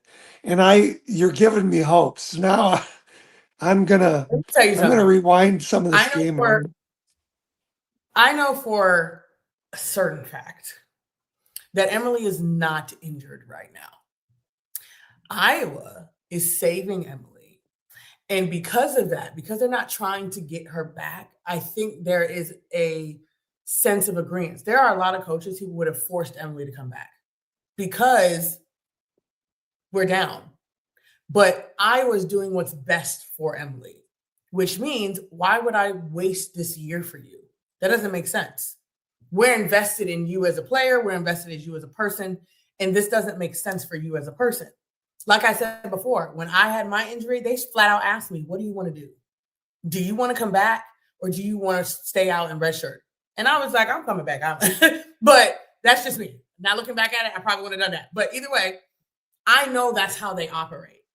So for me, I think Emily appreciates that because she knows that they have her back. So when people are saying like, oh, she's out, she's this, she's that, I'm like, no, I don't think so. I think she truly appreciates what they're doing for her. Now, again, this is my assumption. And if she does leave, I'm going to be pissed. But anyways, I think she appreciates what she's doing, what they're doing for her, and it's showing her on the bench. Like she is up, she's cheering, she's right next to Callie Levine, like that she is in it with the team. And to me, that is what's showing that she is still infused with this team and hasn't checked out. My opinion. It doesn't mean she's coming back next year. Doesn't mean that. But this is just my opinion on what I feel like I've seen and what I have experienced as a Hawkeye. Yeah, and I will say this. I think Iowa would really benefit from getting her back. 100%. And getting that year back on top of it? Absolutely. 3 years. She gets that red shirt. She gets 3 years left. And she's got some of that Captain Chaos. And we're talking about how much we love Taylor Stremlow. And we just anointed her as Captain Chaos. Emily was the first to get that. Captain Chaos #1. So I really want her back. And I hope Iowa makes a push. I mean, if she's got her mindset on leaving, and she may. I mean, she's not from around here. Let's not forget that. Like, she's from a long ways from Iowa. So maybe this whole situation has made her miss home. You just never know the situation. And so, but I agree with Cash. She has showed no signs of being checked out. Nope. Because I've seen it on benches. Yeah, I mean, I've heard rumors on other podcasts, and I hope it's not true. And you're giving me hope, Cash. I hope that's the case because I think this is the perfect fit for her. I mean, she is the answer to a lot of our needs on this team. And but that said, I just man, if this team beats UCLA, I'm going to put a 30-foot Hawkeye flagpole in my front yard here in Michigan. I have a question. It's Just throwing this out to everybody in the chat, both Corey squared. If Iowa beats UCLA for the Big Ten championship, is this as big as Iowa beating South Carolina in the tournament? Cash. I'm just I was going to asking make this based off of underdog statuses. No. Just asking. No. Okay, but it's the Big Ten championship. But Cash, that was going to be my next statement. I'm not kidding you.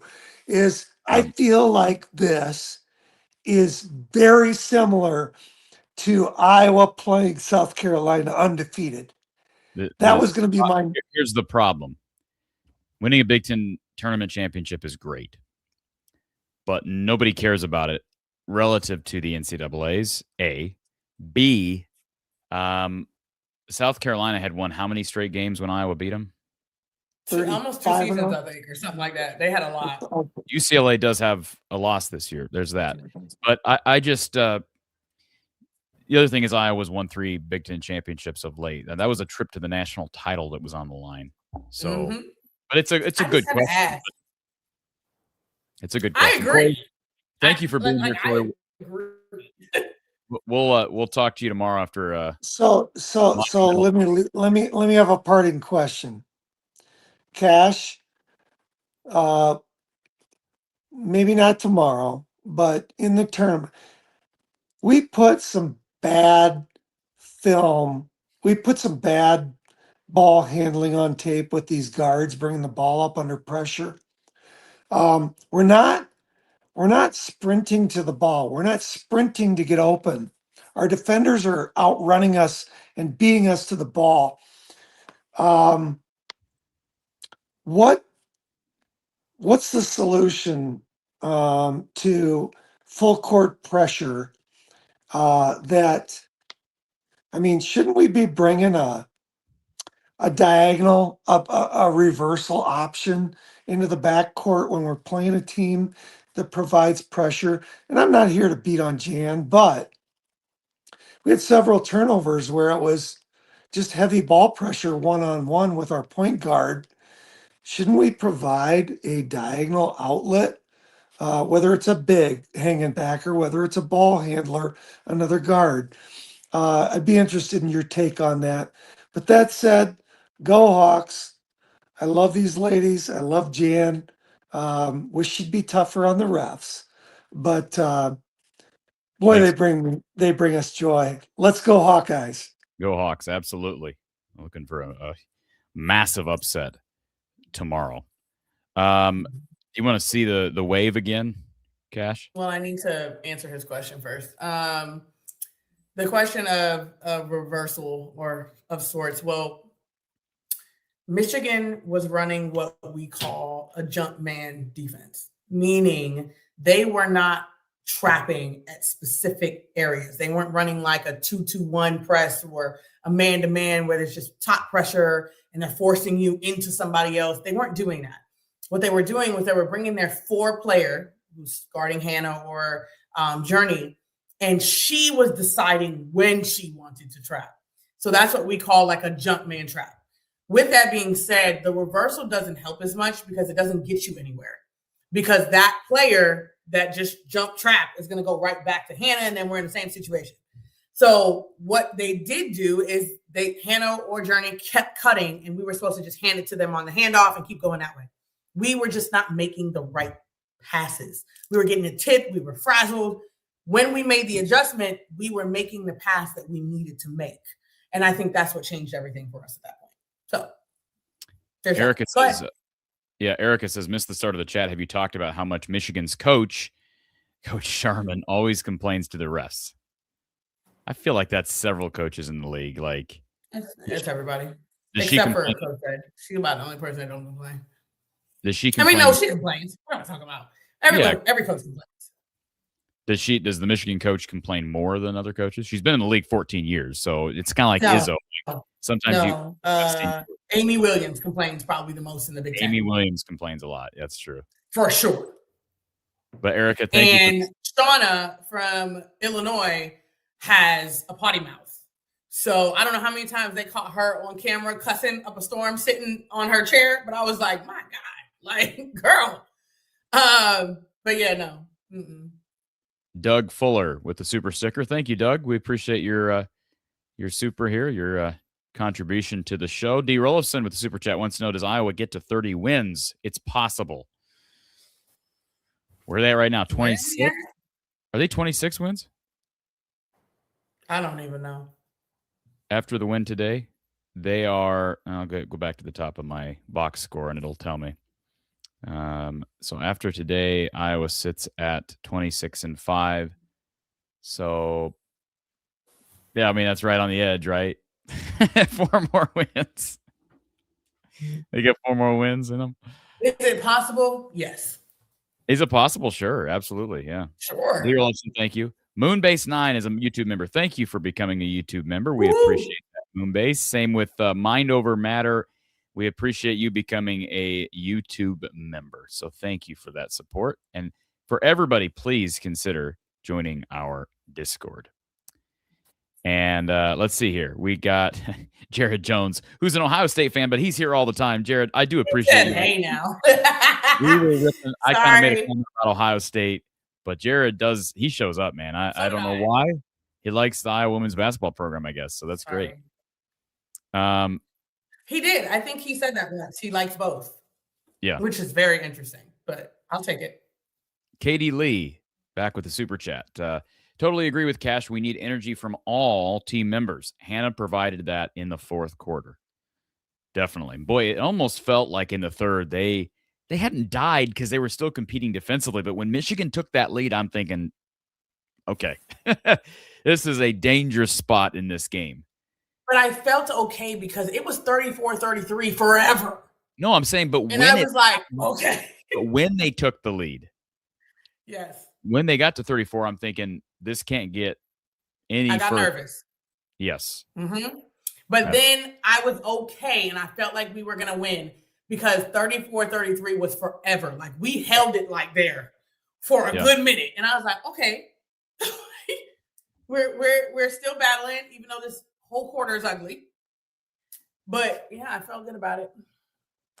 Boy, the defense truly showed up as that fourth quarter continued. MKB SEA, thank you for the super chat. By the numbers, UCLA's average height is 6'2", or close to it. And let's see, 50% of their roster is over 6'3". I think that's what he's saying. That can't. I know, but I can't. That can't be. Half of their roster is over 6'3". Elite 8 of 12, 67%. What is that? I don't know what that means. Older senior grads transfers. Iowa average height is just over 5'11". 14% of their roster is over 6'3". That seems accurate. I don't know what the elite means.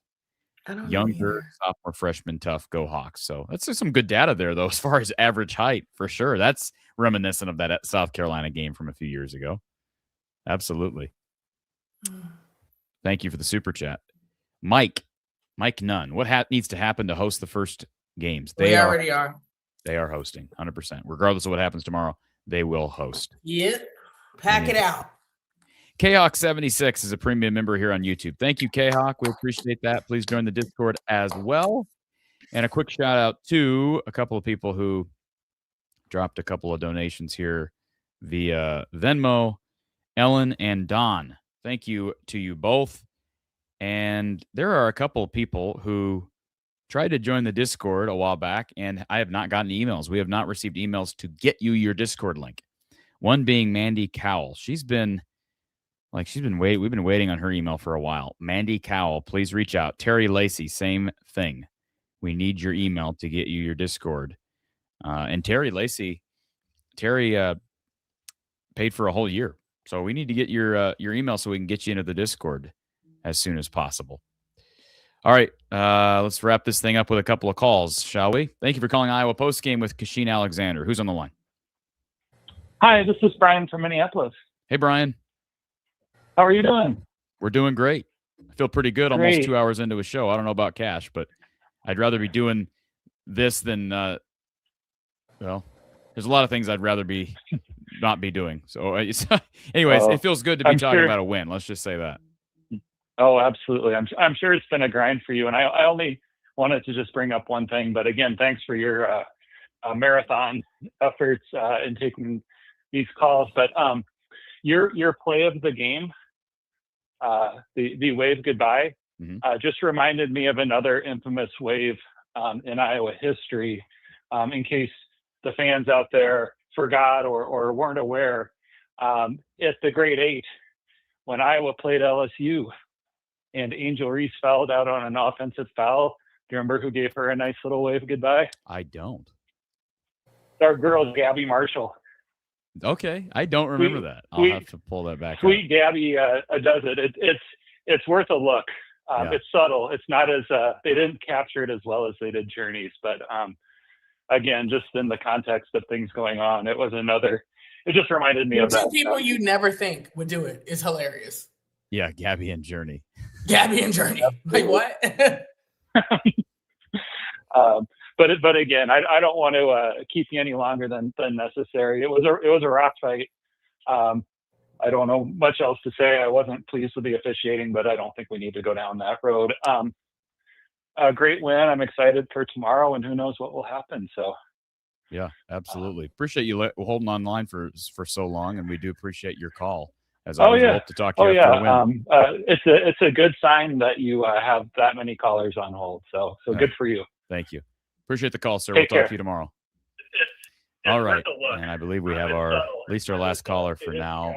We've got this is the person that was on hold earlier. We couldn't hear them, or they couldn't hear us. One of the two. So we've got them back on the line. Thank you for calling Iowa Postgame with Kachine. Who's on the line? Hi, it's Annie. Hi, Annie. Yeah, I was able to hear you guys, and I kept saying hello, but I don't know what happens. Yeah, that's interesting. We've had that happen before, but we I appreciate could hear you back. loud and clear. Well, we're glad I you're don't back know. here. Technology Annie. What'd you think of the game? I just thought this was such an awesome win. They looked so together in the fourth quarter. They just woke up. It was because in the third quarter they looked very stagnant, like not much was going on, even on both teams. I was like, I don't know. All of a sudden, they woke up in the fourth quarter. I mean, Stolke and Stremlow were working so well. They were on. And in the first half, they got off to kind of a sloppy start. They had 10 turnovers. And I was like, please don't let it be one of these games again. And Michigan had 8 points off of those 10 turnovers. And it's almost like every turnover becomes a point. So they turned this whole game around in the fourth quarter. It was amazing to watch this. And I agree with the other caller about the work ethic and how classy Iowa is. You know, I'm sure Lisa Bluter had a lot to do with that. And he made a point of saying that Jan should argue with the refs more. They're a classy organization. You know what I'm saying?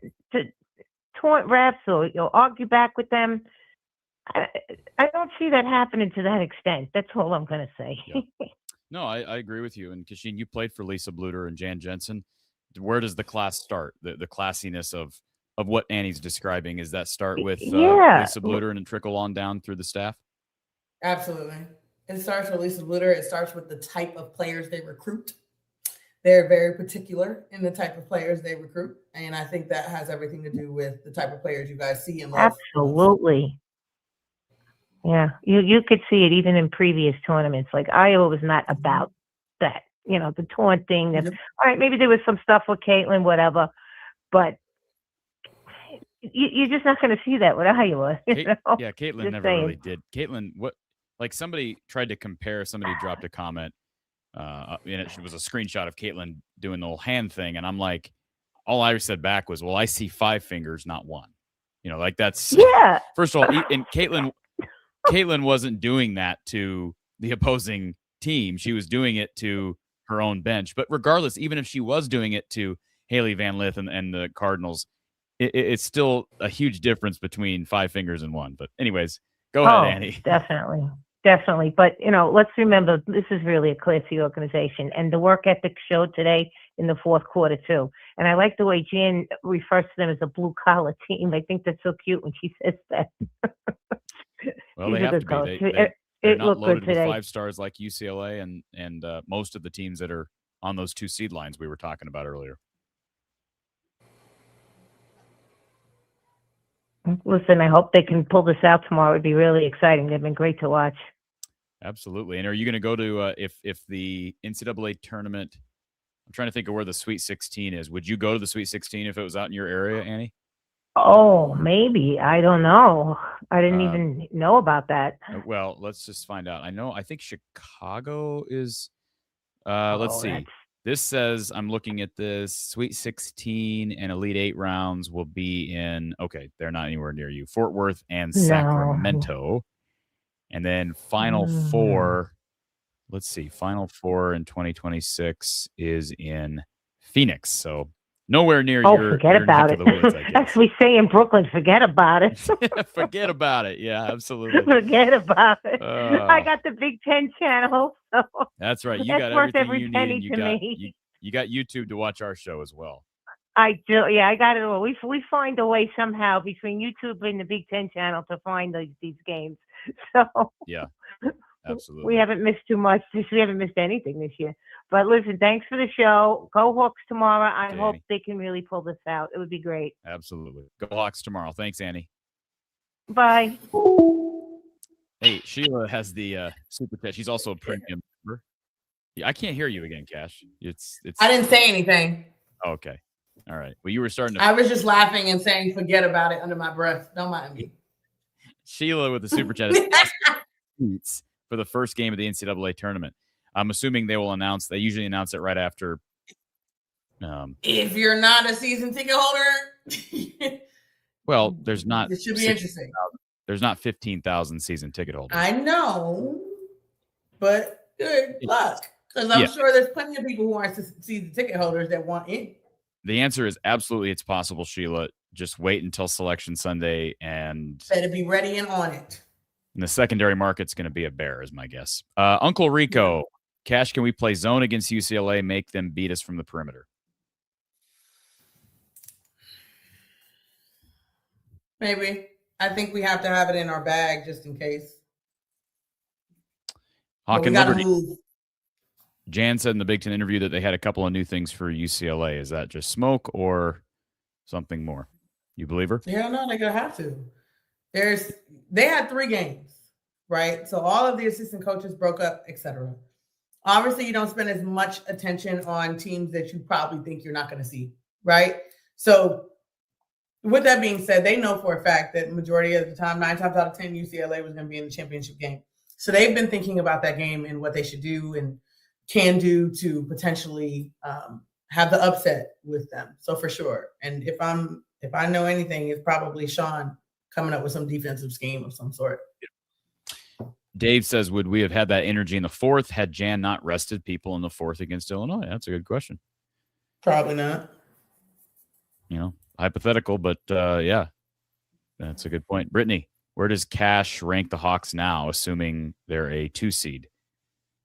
Is he saying like are we rank them how? I think she's saying where do they rank nationally? I don't really know what that question means. Where does Cash rank the Hawks now, assuming they're a 2 seed? Like where on the 2 line? On the 2 line?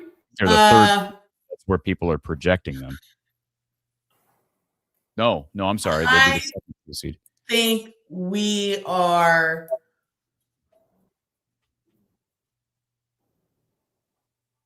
I think we could be a 1, depending on tomorrow. But I still think that we are the number 1, 2 seed, I think, based off of how everybody lost. That was in our thing. LSU and Vanderbilt, they slid a bit in that aspect. So just to give everybody an update, Texas leading Ole Miss late in the 3rd, 55-46. Jason says he put the video in the Discord and I pulled it up on Twitter. So we'll go ahead and share it.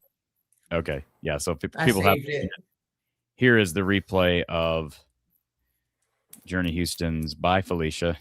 I don't know what she said here because she did mouth something. She did say something, Kachine. She said bye-bye. That's all she said, bye-bye? Yeah, she just said bye-bye. Okay. Oh, okay. I And just I think she said it because the girl was still chirping. I know. And then You know she what was I mean? Like you like, just you fouled out, just shut up and go to the bench, right? just go to the bench. Bye-bye. Like, get out of here. Because you was, like I said, you was just talking big stuff to Hannah, and then now you still talking and you just fouled out. So bye-bye. Gary Niederhauser, does anyone transfer out? We'll see. I'm sure someone will. That's the nature of college basketball nowadays. Ricky, how do we win all season? Are we more talented, or is it determination? It's good coaching, and it's effort, and it's hard Culture. practice and culture, right? All those things. Think Kachine? about it. I'm going to say this. South Carolina has been more talented over the years than they are this year. 1,000%. Hands down. They are still winning because of their culture and because how they play basketball. And it is so deeply rooted from coaches to players, etc. They are still winning good games, but they're not as talented as they have been individually. Yeah. Same thing goes with Iowa. We are not as talented individually as we have been in the last few years. But because our culture is so strong that we end up finding ways to win. Please hit the like button, folks. If you're listening on YouTube, please hit the thumbs up button. Give us a 5-star positive review on Spotify, Apple, Amazon, wherever you listen to your podcast. Kayla wants to know, could we do a co-post game tomorrow? Only problem with this, Kayla, is here's the schedule. We've got Big Ten Men's Wrestling Championships live coverage tonight with Keegan starting a little after 8 o'clock. So basically shortly after we're done here, he's going to be going live to recap day one. Tomorrow we've got the women at 1:15. Game will end about 3:15. The men play at 4 Central. By the time that's done, it'll be 6. That post game will run to at least 7. And then we have day 2 of the Big Ten title championships for wrestling. Probably will end somewhere between 7 and 8. So we'll do our best, Kayla. We'll do another show before March Madness for sure, though. But if they win, we'll just have to figure out what we're doing. So stay tuned to social media. And she's in our Discord anyway, so she'll know what's going on. Dwayne says, did Ava really only have 1 rebound? It is crazy. She had 1 rebound tonight. Kachine, is that what do you attribute that to? Good God. What? Yeah, Ava had 1 rebound. Really? Yeah. She had 1 rebound. Defensive I don't rebound. care. Whatever. My girl was flying all over the court, so whatever. Hitman says, what's the Discord link? If you donate via PayPal, Venmo, Cash App, $5 or 50 will get you in for a year, 5 for a month. Just label your donation Discord, and then we'll get you an email sent over. Include your email to make it a little simpler, but instructions across the bottom of the screen. David Price, Kachine, what does Iowa need to do on defense tomorrow? We need to get pressure on the guards. We are 100% going to have to be locked in like we have been in the past. UCLA does not have a guard like Michigan does that we can't play. So that means everybody is going to have to be locked in, including Taylor. And I think defensively on Lauren Betts, we have to make her job difficult. We cannot just have her catch. Like every catch has to be hard for her. The further out she catches it, the better. That is why I said we may need to use Layla to try to lean on her a little bit more. Because if Ava is the one constantly leaning, that's going to wear her down for our offensive side. So I would much rather that. Now, if we do have to play Hannah, then Hannah's going to have to play like she played Audie Cruz. She's going to have to move her behind, around and around and around her, and we're going to have to front that. But either way, I think if we play Iowa defense like we know how to play, I think that is the key. Our defensive intensity, our scrappiness, communication, because when we are communicating well, we are doing well. Hope that helps. Final score, 59-42 in the semifinals of the Big Ten tournament. The Hawks sweeping the Wolverines this year 2-0, holding them to 44 or less in both games, advancing to the Big Ten tournament championship game against the Bruins of UCLA tomorrow, Sunday, 1:15 p.m. Central Time, the tip between the Hawkeyes and Corey Close's Bruins. Big Grove's big play of the day was Journey Houston's bye-bye to Sophia Lakanich with 2:28 to go in the fourth quarter. It was a 9-point game at that point, and Sophia Lakanich fouled out, and any resistance she had to Iowa's post play was gone at that point. It was a big play with her fouling out as well, but that's Big Grove's big play of the day, and our player of the game, Taylor Stremlow. The Strem Show with 11 points on 3 made threes, 6 boards, 6 assists. Go ahead, Cash. 55-57 Texas going into the fourth. Oh, so Ole Miss just Big time three 8. to end the third quarter by Ole Miss at the buzzer. I was going to say Ole Miss put together a 9-0 run in the final minute 48 to cut it to 2. So, folks, tune over to ESPN2 as soon as we're done. We're basically done here. Jake says, Are we having a wrestling show? Yes, coming up in a little over a half hour. Timothy, Cash, how does Jan and the staff keep this young team so calm and collected when it matters most? I think their belief in the players exudes into the players. It's a good answer. Amanda, you might need a secondary channel at some point from the Hawkeye of the Storm, too. Yeah. Well, go over to ESPN2 for the conclusion of the SEC semifinal game between the Rebels and the Longhorns. And, we'll see what happens there. We'll see if the Rebels, again, if you're a Hawkeye fan, root for Ole Miss, because Iowa could potentially get to the one line with a win over UCLA tomorrow. All right, folks, we'll be back tomorrow talking everything Iowa basketball, Iowa women's basketball. They'll kick things off with the championship game against the Bruins at 1:15 p.m. Central Time. The game will be on CBS and Paramount Plus, and this postgame will be absolutely free to stream on YouTube. Join us following that one, and then, of course, the Iowa men will play at 4 o'clock Central Time against the Huskers as a season finale. And don't forget, we've got live day one of the Big Ten Championships on men's wrestling, post-game coverage, post-duel coverage coming up here in just minutes right here from the Hawkeye of the Storm. For Kachine Alexander, I'm Corey Bratta.